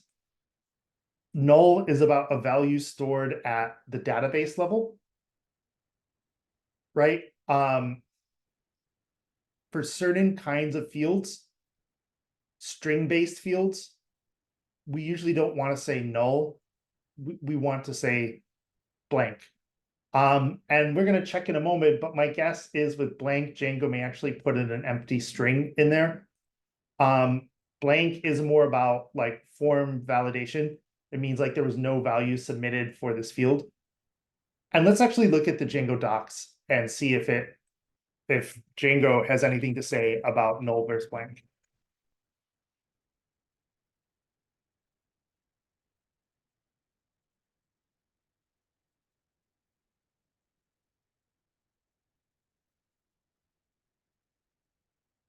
And here, by the way, this model field reference, and let me throw this in Slack. This is definitely something that you should bookmark and just have open as you're working with Django fields, because as you can see, it kind of just goes through everything.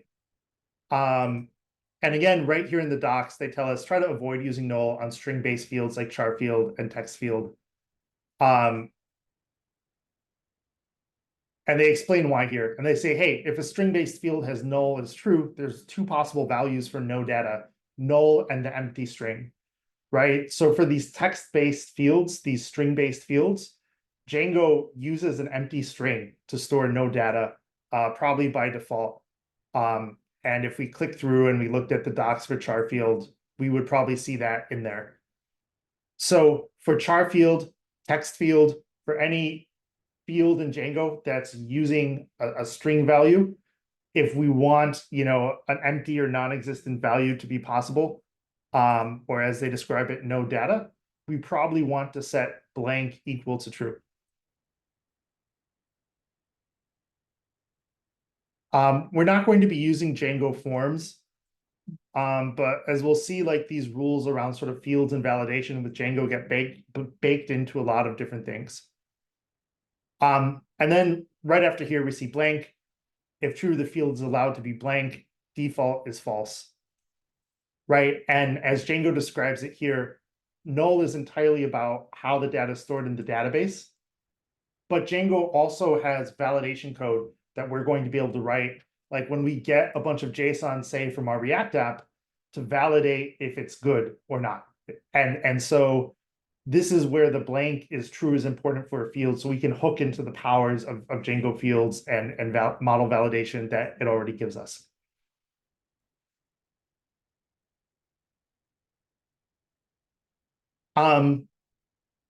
With images and files, we probably don't want to store them in a database. We can, but there are other ways to do it that I don't want to get into too much right now. Boolean fields are pretty straightforward, right? There's not a lot of complications with null versus blank with them. Integer fields, number fields of all types. Null is fine. Again, blank is more about validation, which we'll see later. So I just want to put this stuff on everyone's radar. There's a lot of things that it's fine to use null for. Again, it really depends how we want our data to be designed, right? If we want to be able to have one-to-one relationships, one-to-many relationships. As you can see, there's a lot of fields in Django. There's datetime fields, there's date fields, there's time fields, there's fields for relationships, there's fields for IP addresses, there's fields for JSON. And in fact, if we poke around a bit, I think we can even find a list of all the fields. It's hidden a bit in the code. But if we poke around, we can see where a lot of this stuff comes from. And so this is actually where we installed Django in the Python virtual environment directory. And so this is my virtual environment directory. And in the lib directory under Python version 3.11 is where all of our Python modules get installed. And if I kind of poke around here, under Django, under DB, under models, we see this area of fields. And if we look in here, we see a lot of interesting stuff. And so here, so this is deep in the Django source code, but just to kind of show you all, this is where the list of all the different possible fields come from. Right, and you can see all these different fields. And again, the best place to read and learn about these is in the Django docs. And just as an example, let's take a look at the email field. And we see that this email field is a char field that checks the value as a valid email using some of Django's own email validation code. Right, so that's the nice thing as we start to use these is they start to get more and more powerful. Like this will do some of that validation for us.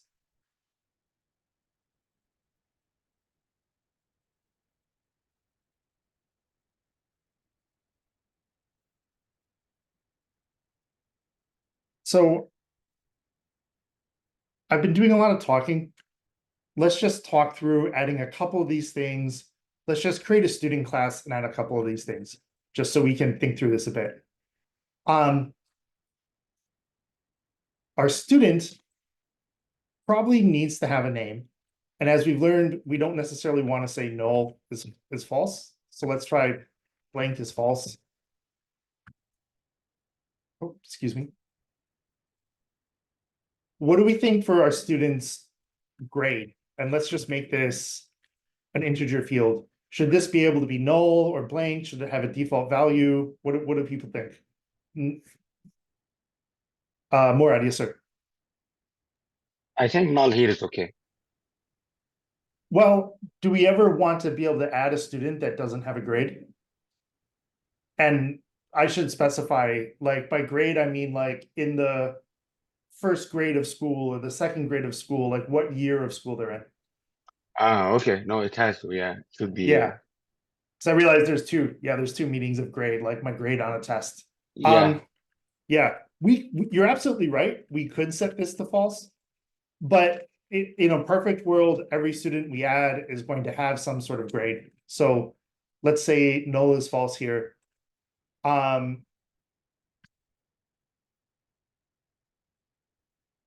Email.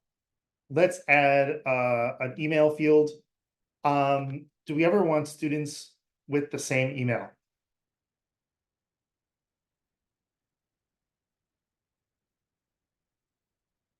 Probably not, right? because an email isn't an ID, but it's awfully close. So let's say for our purposes, we never want two students with the same email and we want this to be unique, right? So let me take a look at the email field docs. And it looks like it's not telling me anything about if the email field is unique or not. But what we can do with all of our fields is we can set the unique attribute, and we're going to set unique to be true. So I think this is enough just to get going with the student and just to demonstrate some of this. And can someone remind me, now that I've modified my models, what are the commands I need to run to update the database? Murad, yes, sir. Migrate. Yeah, exactly. And there's actually two migration commands. There's migrate and there's one I have to do before that. And that is make migrations. Oh, Gary, yes, sir.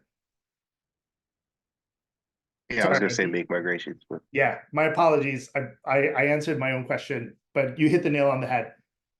So I have to run two commands whenever I change a model. I have to run make migrations.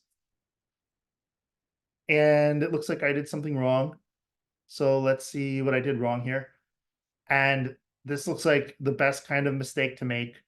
Way down here at the bottom of the error message, it says name error model is not defined. Did you mean models? I have models singular. Indeed, up here I import models, but over here I do models singular. So usually it's the top or the very bottom of the error message that has the data that you need. And in this case, we got a very useful, very friendly error message. And so now that migration is created, and I can confirm that by going in here and in the migrations directory, and Django has helpfully named this migration after the name of the student model. And we can see what's happening here, that we create a model named student and we add these fields. Now, Django doesn't know that the student model doesn't really depend on the Pokemon app models, but it knows that those ones were created in previous migrations, so they're listed as dependencies, which as we get more advanced with the migration tool, we can kind of see where that becomes useful. And now, indeed, now that I've created my migration, I can run the migrate command. And now if I go into PSQL and I do DT to describe my tables, I see here I've got Pokemon app student. And let's go ahead and let's, first of all, import the student model. And I wonder why it doesn't like that. Cannot import name student from Pokemon app models. I wonder if I just need to exit my Django shell. Oh, and by the way, I didn't mean to run that command, but this is actually a good teaching moment. There's no harm in running the migrate command twice. As you can see here, if migrations have already been applied, then there's no problem. And Django keeps track of if migrations have been applied or not. And same with make migrations. Django will just say no changes detected if I've already migrated everything.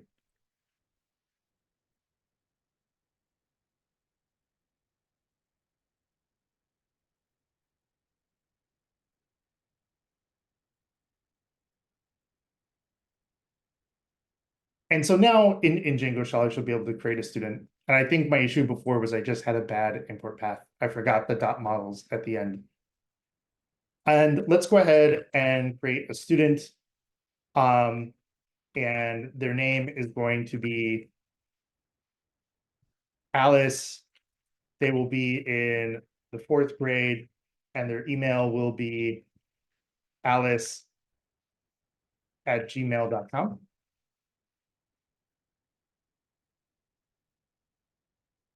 And if I do select star from Pokemon app student, well, I don't see Alice yet. What step did I miss here that I need to do so that Alice is actually in the database? More ideas, sir. Save. Yeah, exactly. Let's go ahead and let's save Alice. Oh, and unfortunately, I didn't even assign this to a variable. So let me hit the up arrow once or twice. And I'm going to do a little method chaining here. And now that student should be saved. And if I run this query again, I see Alice. And can someone remind me, if I want to get Alice from the database now, what command can I run to get that student data?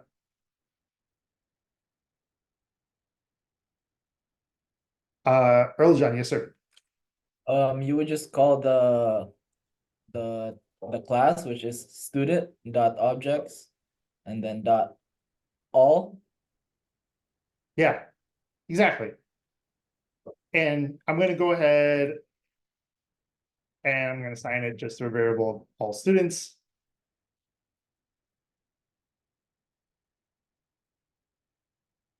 And we see that, it's not very useful information here. In fact, we'll see in a minute, we can actually add a dunder string method to our classes. But I see that the first element in my list is indeed Alice. And I'm going to go ahead and create another student. And their name is also going to be Alice. And they'll be in, I don't know, the 5th grade. And their email will be also alice@gmail.com. And actually, let me assign that to a variable and we'll call them Alice2. And let's save Alice2. And I get an error here when I try to save Alice2. And if I look all the way down here, I see at the bottom of my error message, DB utils, blah, blah, blah, blah, blah. Integrity error, duplicate key value, violates unique constraint, Pokemon app student key. Key email alice@gmail already exists. Right? So we can see that even at the Python level of our code, at the object-oriented level, not just in the SQL, that the constraints that we add to these models are being enforced. And we'll learn more about that tomorrow. But so let me go ahead and let's make Alice2 have a different email. And now let's go ahead and save Alice2. And now if I go here in pSQL, I should see 2 Alices. And if we look at the student table that we created,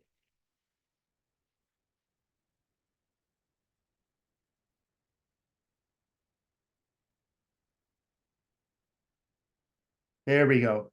So we see a couple interesting things on this student table.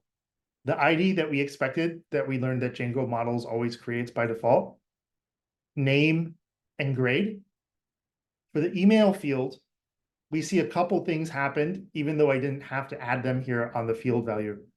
First of all, it was set to a max of 255 characters, right? Even though I didn't set the max length, that's part of the property of this email field. And if we looked it up in the Django docs, we would see it in there. We also see that these indices got created in the database. And I believe these indices, one of their uses is enforcing unique constraints. And down here for Pokemon app student email key, we do indeed see this unique constraint set on the index. And so this is the actual like SQL that enforces that unique constraint on the email column. Murad, yes, sir. You said any field contain string, it will be assigned to, it will be blank instead of null, right?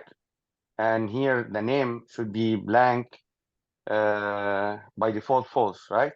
But why in the schedule when it make the description or the constraint, it said not null? It didn't mention blank. Yeah, that's a great question. The reason is because Postgres only has null or not null. Blank is something that Django has. And we'll see later in other Django code for validation and stuff in the Python code that Django pays attention to blank. But when Django sort of translates our model into SQL for Postgres, it does have to turn blank into null because blank is not a concept that Postgres has. Okay, thank you. Yeah, great question. And that actually kind of illustrates the point really well here that these models are an extra layer of abstraction. Blank is useful for us and for other validation when we write Django, but Postgres doesn't have a type or a value of blank for any of its columns. It only has null. And I just want to check in and see if folks have kind of questions on this or anything that might be useful to go over.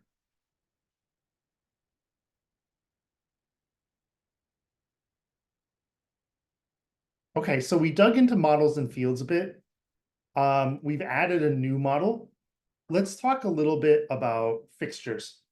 And we're going to see that this is something that lets us save our data. And then we'll play a little bit more with models, and then we'll look at Django admin. But let me just check in and do kind of like a gut check. Like, how are people, like, how are we feeling about the general concept of Django models? Can I get like a thumbs up or a smiley face versus a frowny face, or like a cloud versus a rainbow, or, you know, a thumbs up versus like a thumbs down? A clap. Awesome. I'm taking that as a positive. Some thumbs ups. Cool. And Chris, yes, sir. Did you have a question?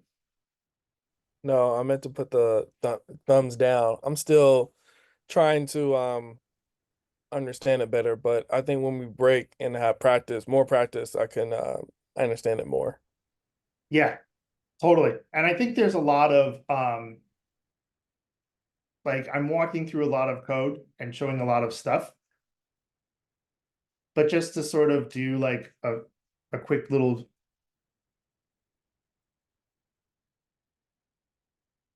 drawing, this is going to be a little terrible, but I think it will also be a little helpful.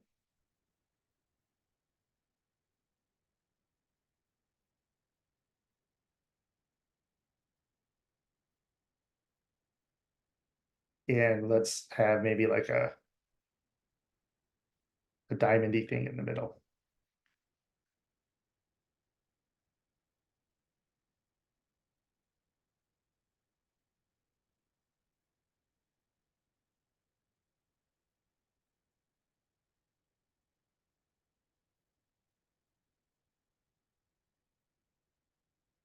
So a model is OOP, right? It's a class.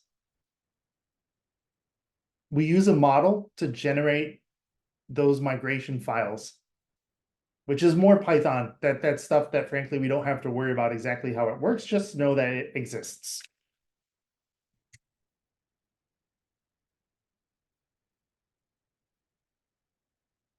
We run a command that applies those migration files to Postgres.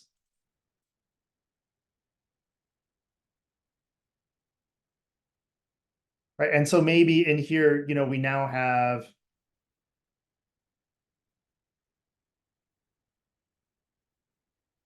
a student table and a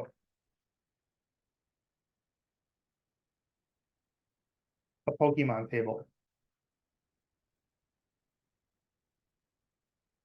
And, you know, along the way, we've created a Pokemon model.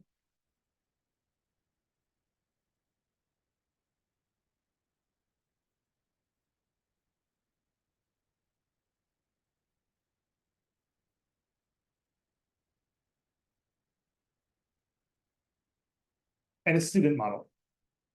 Right, and we can see my diagram is a little wonky, but we can see each of those classes right here. And, you know, it gets a little messy creating the migration files, right? If I change stuff and I run the make migration command, I get more. But essentially, we have one migration file to create a Pokemon table and another migration file to create a student table.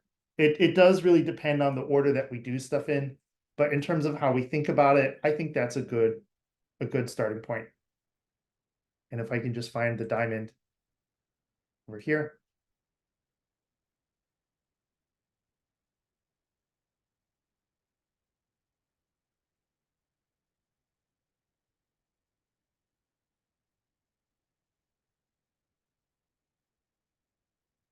Right, so we have migration files, we have Postgres, and we have models. And so this is one thing that models do for us. right, is we use a model to create these migration files that then create these tables. We've also seen though, when I was writing code in like the Django shell, that we can write Python code to do stuff with our models, to talk to the database, and that the database will talk back. Right. So, I could do, just again, to use an example, Pikachu equals Pokemon name.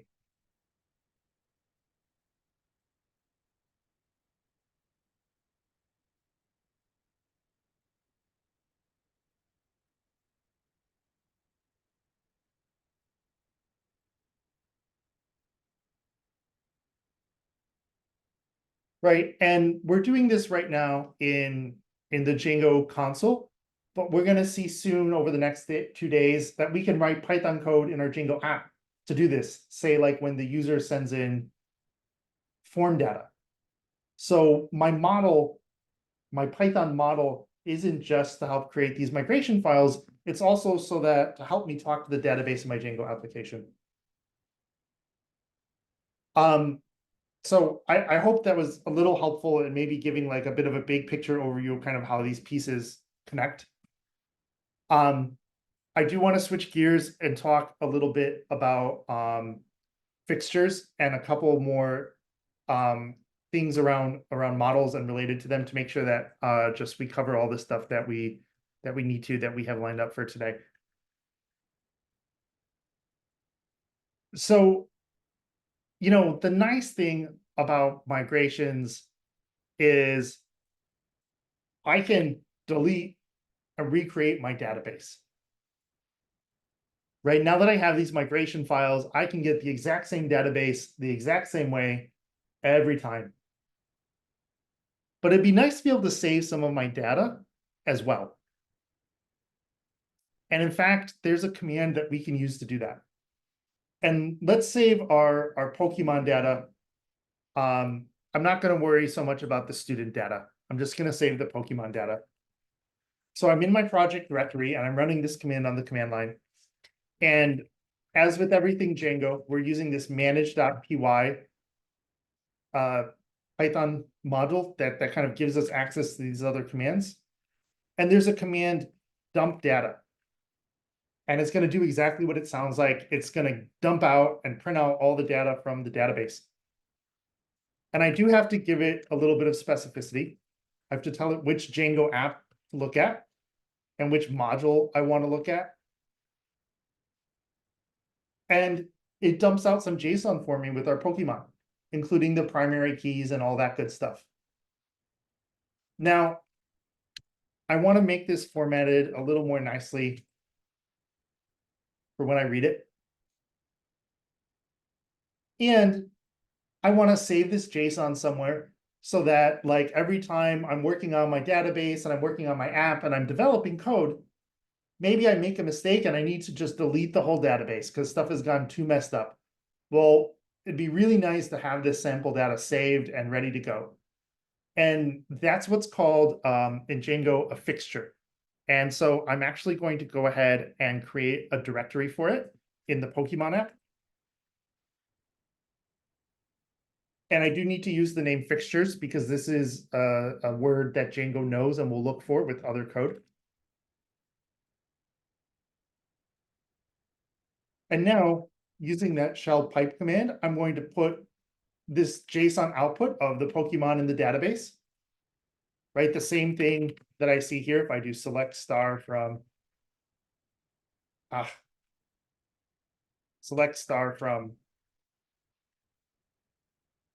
Pokemon app Pokemon. It's that same data, just in JSON format. And we're going to put it into Pokemon app fixtures, and we're going to name this Pokemon data.json. And now, fingers crossed, I should be able to go look at that file. And I now have indeed some Pokemon data. So this is really nice because let's say I decide to drop my database.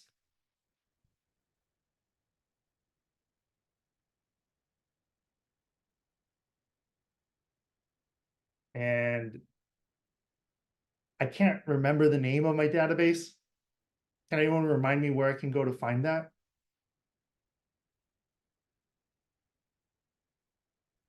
Gary, yes, sir. Is it /L or \L? \L will totally give me a list of all the databases in here. I do see I see Poke API DB, Pokédex DB. Where could I go in my Python code to double check? Eric, yes, sir. In your settings file on your app Yeah, or on exactly. your project. And Gary, I realized my question was a bit unclear, and the /L is also very useful. So I'm just, because my memory is like a sieve, I'm just reminding myself the name of this database, Pokédex DB. And I've been writing code and developing all day, and it's 3 in the morning, and I've done something really silly, and the database is totally screwed up. So I'm just going to do drop database, Pokédex DB. And I'm not sure why Postgres is taking so long to do this. It's being accessed by other users. There's one other session in the database. 5 gets you 10. That is the Django shell. Let's see if it works now. There we go. So Postgres wouldn't let me drop the database because Django shell had opened up a connection to that database, right? Because that's the database for Django. But now that Pokemon database is gone, right? But thankfully, we're using Django and it has a migration tool and we have fixtures. So it's always a good idea to run the make migrations command. It's easy to forget if I've changed a model or not. And again, if there are no changes, it doesn't hurt. Oh, and Pokédex DB does not exist. So let's go ahead and create it. And I'm going to use the command line command to do this because I'm on the command line at the moment. So we'll just do create DB Pokédex DB. Now let's run make migrations. No changes detected. No worries. Let's move on to the next step, which is applying the migrations with the migrate command. And that's going to go through these migrations here and apply them in order, right? Because I've recreated my database. And now I'm in PSQL.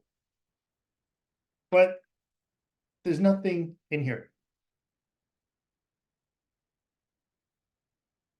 But now that I've ran my migrations again, there is.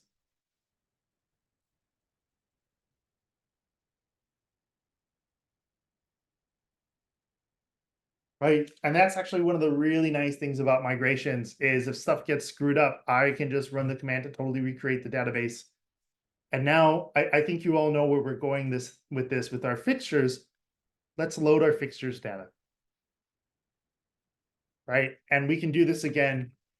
Python manage.py load data. And this is a little bit of a weird format for the load data command. I'll just give you all a heads up now.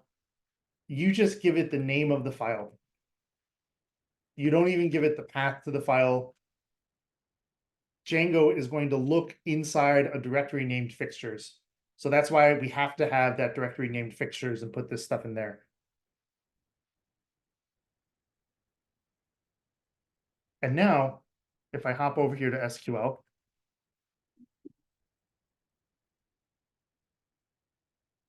select star from Pokemon at Pokemon, and we've got Pikachu and Charmander. Right, so this is actually why migrations and fixtures are your friend, especially when you get to your personal projects, like building up migrations and like having some fixture files with like fake data makes developing and testing really easy, because there will be points when you're developing where you may realize that I've somehow screwed something up, or maybe you're debugging and you just want to completely delete and drop and rebuild the database. And fixtures and migrations allow you to do that and set it up back up exactly the same way you want it every single time.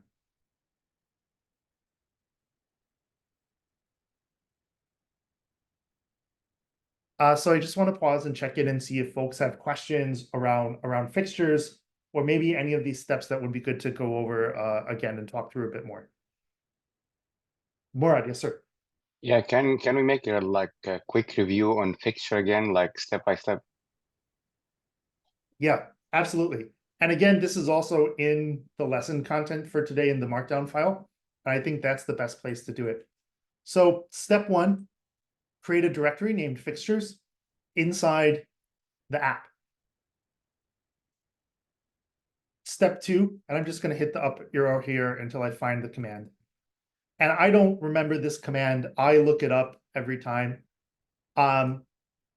We use this command, Python manage py, dump data, the name of the app, the name of the model, this flag here with the 2 slashes, the indentation.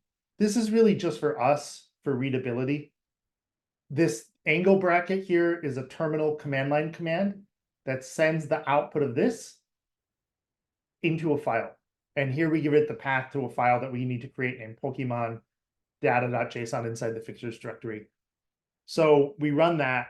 And in fact, I'll go ahead and I'll just add data 2 just so we can see it happen. And so now we have that same data here, right? So whatever I have in the database for the Pokemon table, right, for that model, gets put in that fixture file. In terms of using it, if you're to load it, you use the load data command. Python manage py load data, and then you just give it the file name. It's a little confusing because you don't give it the path. And so that's how you load the fixture data. And it depends on your scenario. You know, if you've dropped, so think about it as 2 separate steps. Migrations are for creating tables. Fixtures are for loading data into Postgres.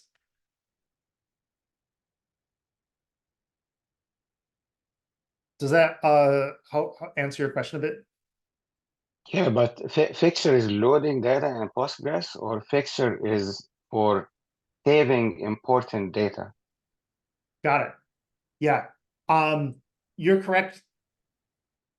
There are 2 separate commands, one for each. Load data will load data from a JSON file into Postgres. Dump data will get data from a table in Postgres and put it wherever we want. In this case, inside a JSON file. But the fixture file itself is meant to be the JSON file with the data, right? So, and sometimes, like, if I wanted, I could, in fact, create another Pokemon. If it's a little bit of a pain to do it this way, but there's nothing stopping me. In fact, let me just copy this and put this here.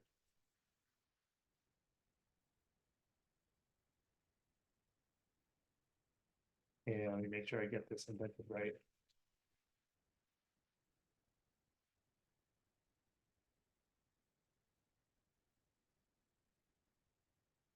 So I've just added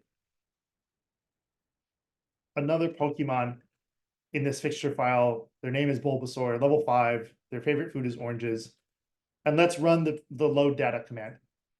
Now, I think we're going to see an error because load data will try to load both of these. They already exist in our database.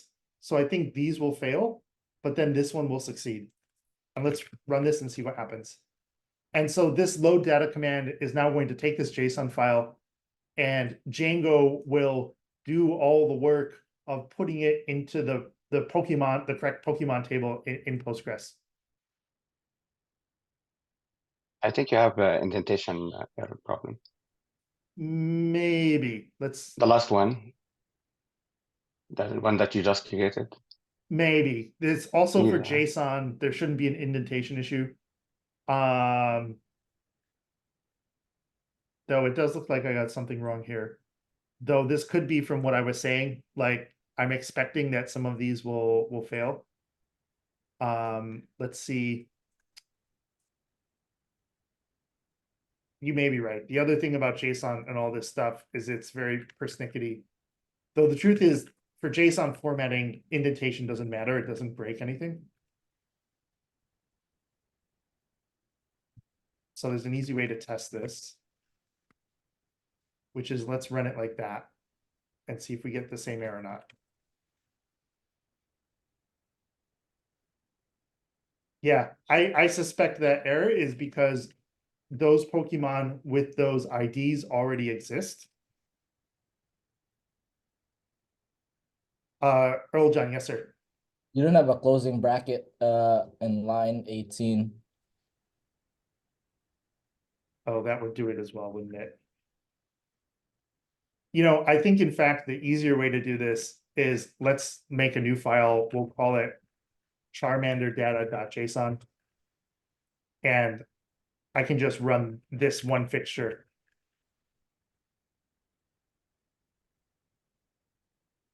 So I do not recommend you all create your fixtures this way. I think you can. It's just a little more painful.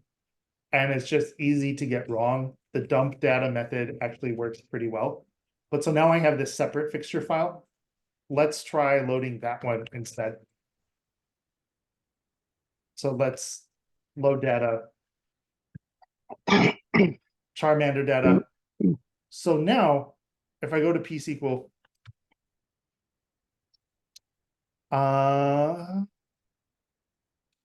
did I get? Oh, I see. I screwed up. I apologize. I meant for this to be Bulbasaur. Let's do this one more time, and then we'll be done. We're just going to copy this fixture file. Copy Pokemon app, fixtures, Charmander data, Pokemon app, fixtures, Bulbasaur data.json.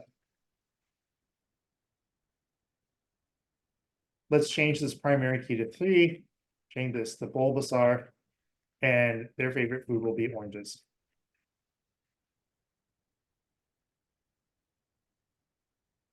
And now let's run the Bulbasaur data, because Charmander was already in there. And now I've got 3 Pokemon. So I had a couple twists and turns, and you can put those all in one fixture file, and it probably will work fine. But you can also kind of see how, at least getting started, there's some advantages to maybe having separate fixture files. But how you can use fixtures to load Pokemon data. I do want to switch gears and talk a little bit more about just adding more fields to the Pokemon model, and showing some methods. And I apologize, we might have to run just a couple minutes past noon just to make sure that I can cover everything that we want to look at. So let's hop back to our Pokemon model. We're not going to worry about the student model. We're just going to focus on the Pokemon. So we've talked a lot about fields. So let's add a couple more and talk through them as we do. It'd be nice for our Pokemon to have a date encountered field when in the game we ran into this Pokemon, and we would want this to be a date field. And I am going to set a default value here of just January 1st of 2008. It'd be good for us to also have a date captured field. If we're building a Pokemon game, when did I capture this Pokemon field? Let's use a date time field that has both a date and a time. And let's default it.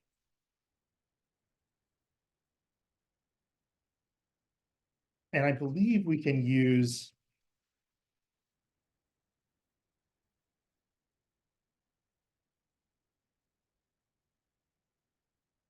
we need to import this from Django.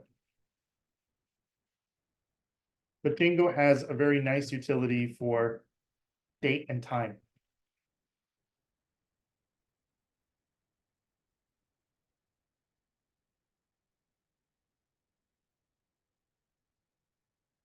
And so any guesses as to what the date captured of a Pokemon is going to be set to with this line of code right here?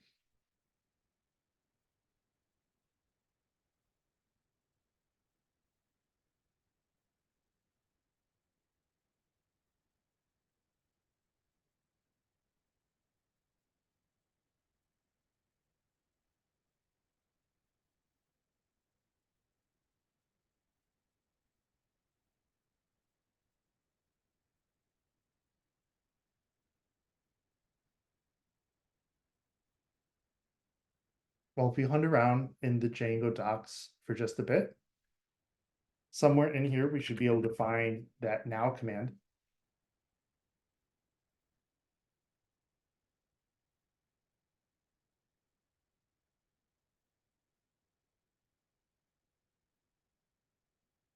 And so I actually would want to double check.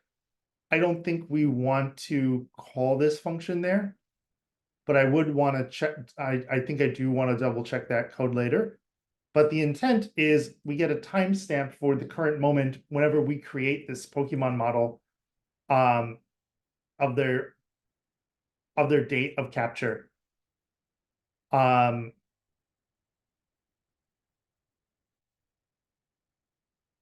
in fact, if I think about how the game works, we may want to modify that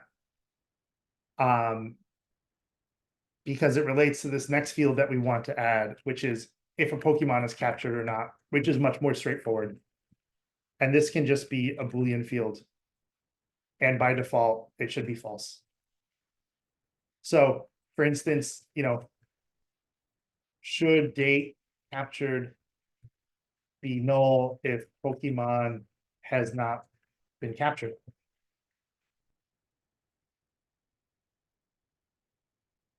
So this is a good example of the kind of thing that's worth thinking about as you design your data models.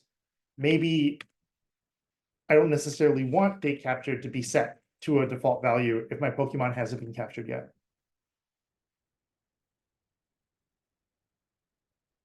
But let's go ahead and apply these migrations. Let's make sure I don't have any typos. Let's make sure they work.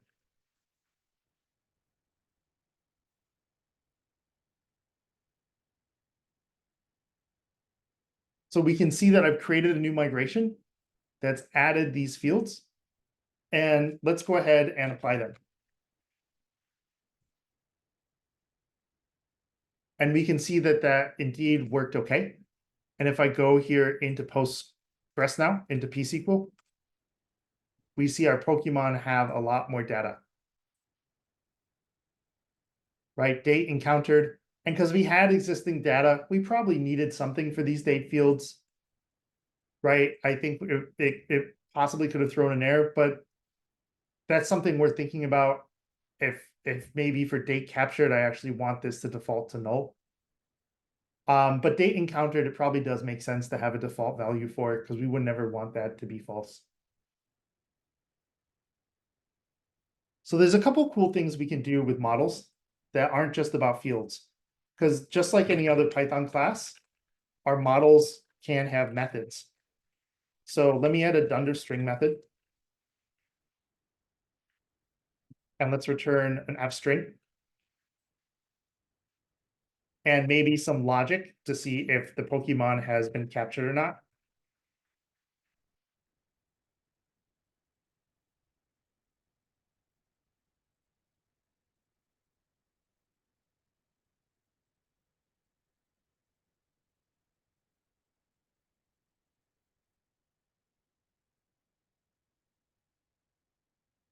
And let's use this now in our Django model code.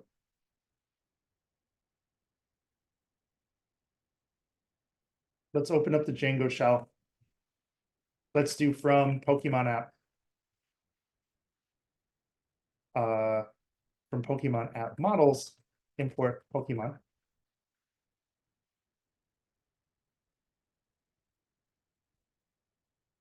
Murad, yes, sir. When you create the method, why you didn't create the migration file? Why didn't make the make migrate? You Great directly question. migrated. Yeah, great question. Because the migration, that make migration command is only going to look for fields. Because these are the things that affect Postgres, that determine, right, if we need to add new columns or rules. So we absolutely can run the make migration command. And there's no harm in it. And in fact, it probably is a good habit if you want to just do it every time you change a model. But as we can see, it's going to say no changes detected. And actually, I meant to mention this, so I'm very glad you brought it up, right? Because nothing in here affects the database. Okay, so that's only for the reading, Python reading from the model, right? It's Yeah. only for whenever we add or change a field. No, I'm talking about the string, Oh, this, the method yes, that we just created. That's why we didn't. yeah, absolutely. Okay, I got it now. Okay, Got thank it, you. exactly. And in fact, we're gonna see that right now here in, let's say like, what is it? Pika is the first of our Pokemon.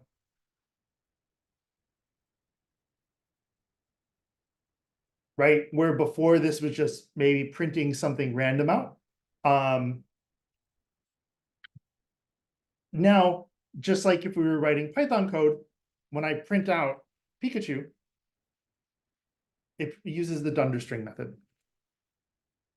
I do have to run this import command again to load any new changes that I made. And for some reason, it just doesn't want to, probably because it already created the instance of it. But let's add a couple more methods on this Pokemon and kind of see what kind of stuff we can do. So here's a really good one. And folks, this is actually really good to pay attention to right here. Let's add a method to raise the Pokemon level.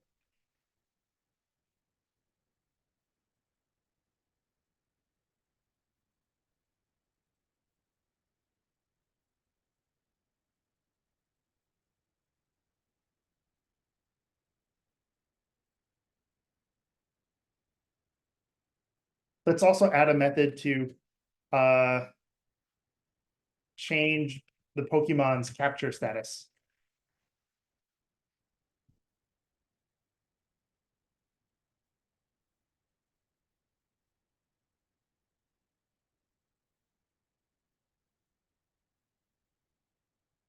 And what did I miss here?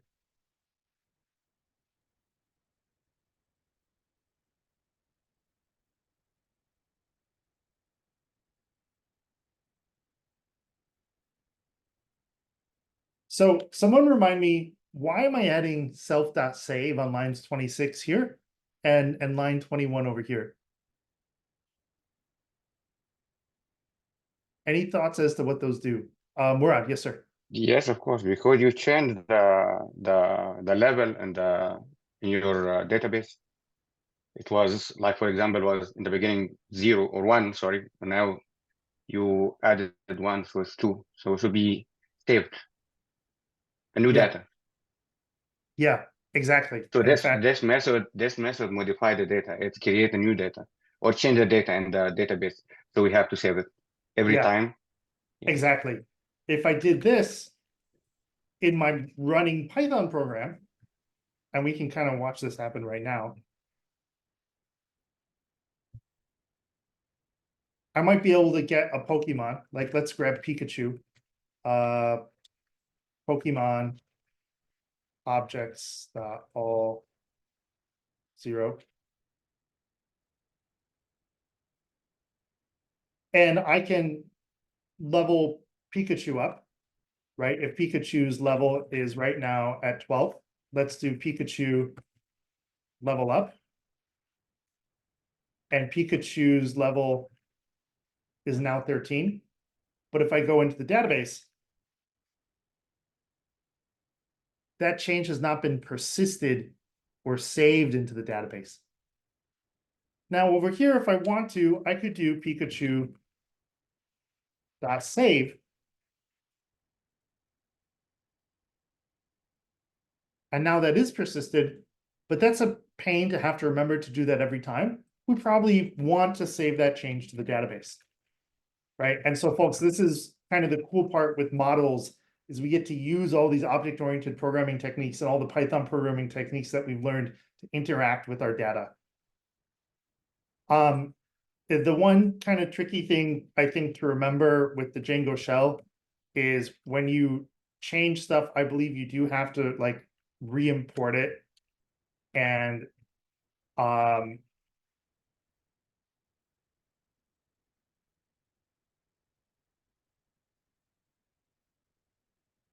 sorry, let me actually grab the right Pokemon here. Yeah, so that's the wrong Pokemon. Let's try this one more time. Pikachu equals Pokemon.objects.all Sub-Zero. All right, I have Charmander. Who cares?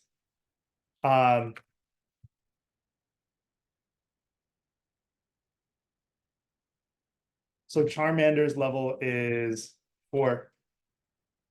Let's level up Charmander. And let's see if this persisted now. So it did not. And I think the issue here is some of the limitations of the Django shell. Where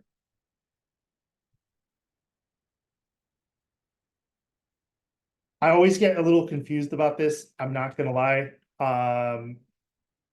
My recommendation is when you're working with the Django shell, if you change some model code, you may just want to quit the shell completely and restart it.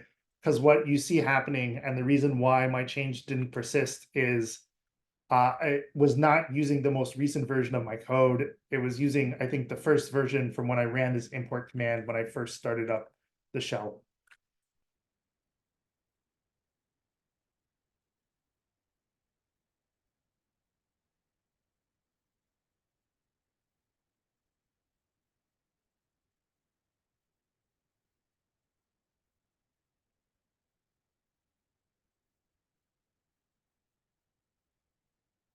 So now we've got Charmander. And Charmander's level is 4. Now let's try leveling up Charmander. And now let's check pSQL to see if that works. So now Charmander's level has been leveled up to 5. We bump Charmander up again. We should see Charmander at level 6. So I'll share, there's a sort of an extension I like that makes some of these bits of Django shell a little less painful. But just to reiterate, I'll double check on this, but I'm pretty darn sure when you're using Django shell, if you change the model code, you may just want to quit and re-enter the shell entirely to make sure that you're using your most recent version of the model code. It will not like automatically update. I think that's the one potential like sort of pain point and gotcha. And at least I know it can be for me. I think there's one more thing I want to cover and then we can wrap up. I just want to pause and check in if folks have any questions, especially because I moved around the console a bit there. But if people are feeling, how are people feeling about these model methods?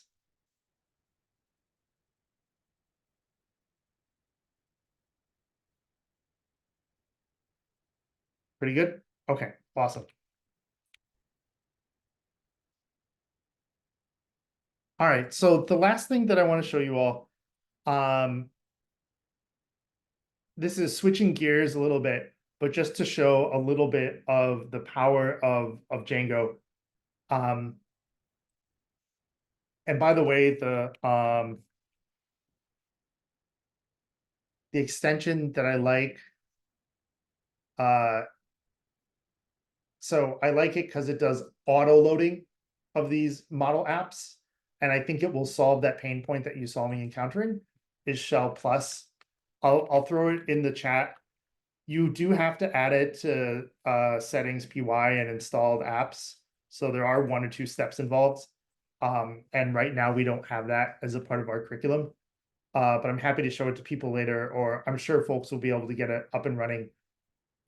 It does a lot more stuff, but that's the reason that I kind of like it. So we've been looking a lot at models. We haven't really looked a lot with Django as a web app. And let's take a little bit of a look at that and see what that looks like, and then we'll be ready to wrap up. And thank you folks for sticking around a bit. I appreciate it.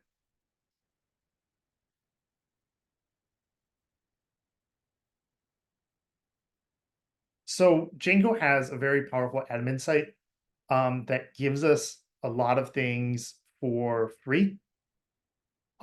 We have to do a little bit of setup to use it. So let me show you all kind of what this setup is, and then we'll check out the Django admin site. And actually, though, just to give you a bit of a preview, we're finally going to use that run server command.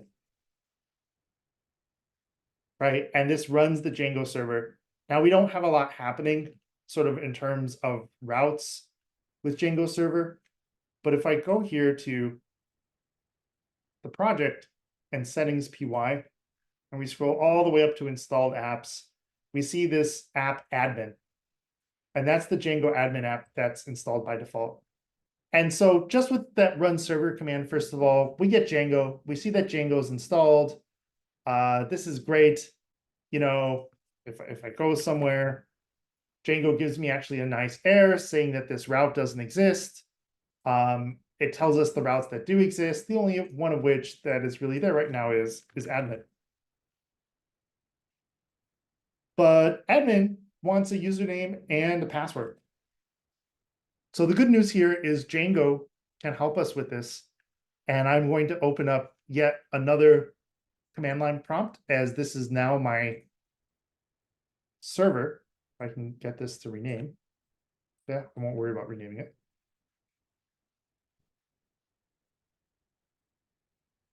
And the command we're going to use, again, is python manage.py. And Django has a create super user and a command. And super user is like an admin user. This is someone who will have all the keys to the kingdom, right? And we'll see what that means in just a moment. I'm going to just leave blank to do Adam C, which is my Linux username. I'm going to leave, do I even need my email? I doubt we need the email, but I'm going to put it there just in case because I'm not sure. For the password, I'm just typing password. I recommend coming up with the simplest passwords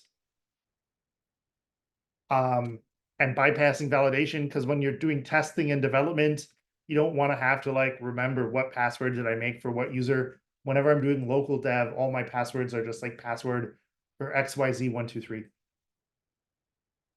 And if we go into pSQL here and we look at all the different tables, we do see this auth user table. And all of these were created by those Django migrations when we got started. And if I do select star from auth user, I'm curious what we see here. And we do see a row in this table now, and the username is Adam C. Note that the password has been hashed or encrypted, so it's not actually stored in plain text in the database. And my email is right here. And so this row in that auth user table has been created for me. Now let's go ahead and log in. And this is the Django server running locally on my computer. Right? In fact, let me open up the inspector dev tools just so we can kind of see it and watch what's going on.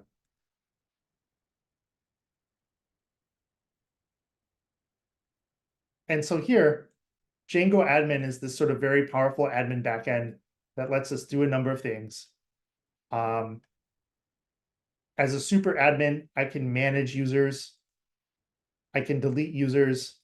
There's also user groups that we can set up for sort of permissions and authentication management and stuff. It'd be really nice, though, to be able to see, you know, maybe some of our data in the database, our Pokemon and that kind of stuff. So let's do a little work to be able to make that happen.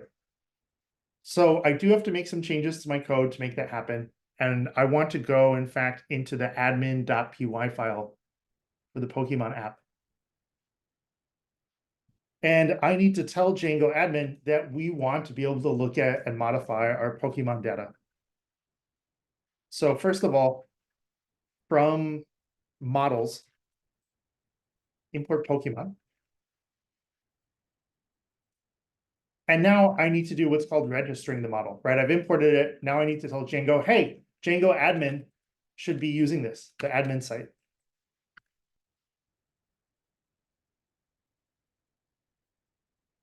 And this register method takes a list of models. So I need to wrap Pokemon in a list. And let's see if this shows up now when I refresh. And indeed, there it is. And so here, I can see all the data about my Pokemon. I could delete a Pokemon.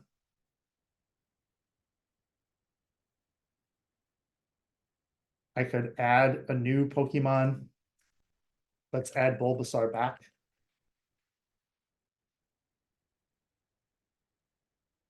And now this time Bulbasaur has been captured. And if I hop over to PSQL, indeed Bulbasaur is there. Indeed Bulbasaur has been captured. If I hop over to Django console or Django shell,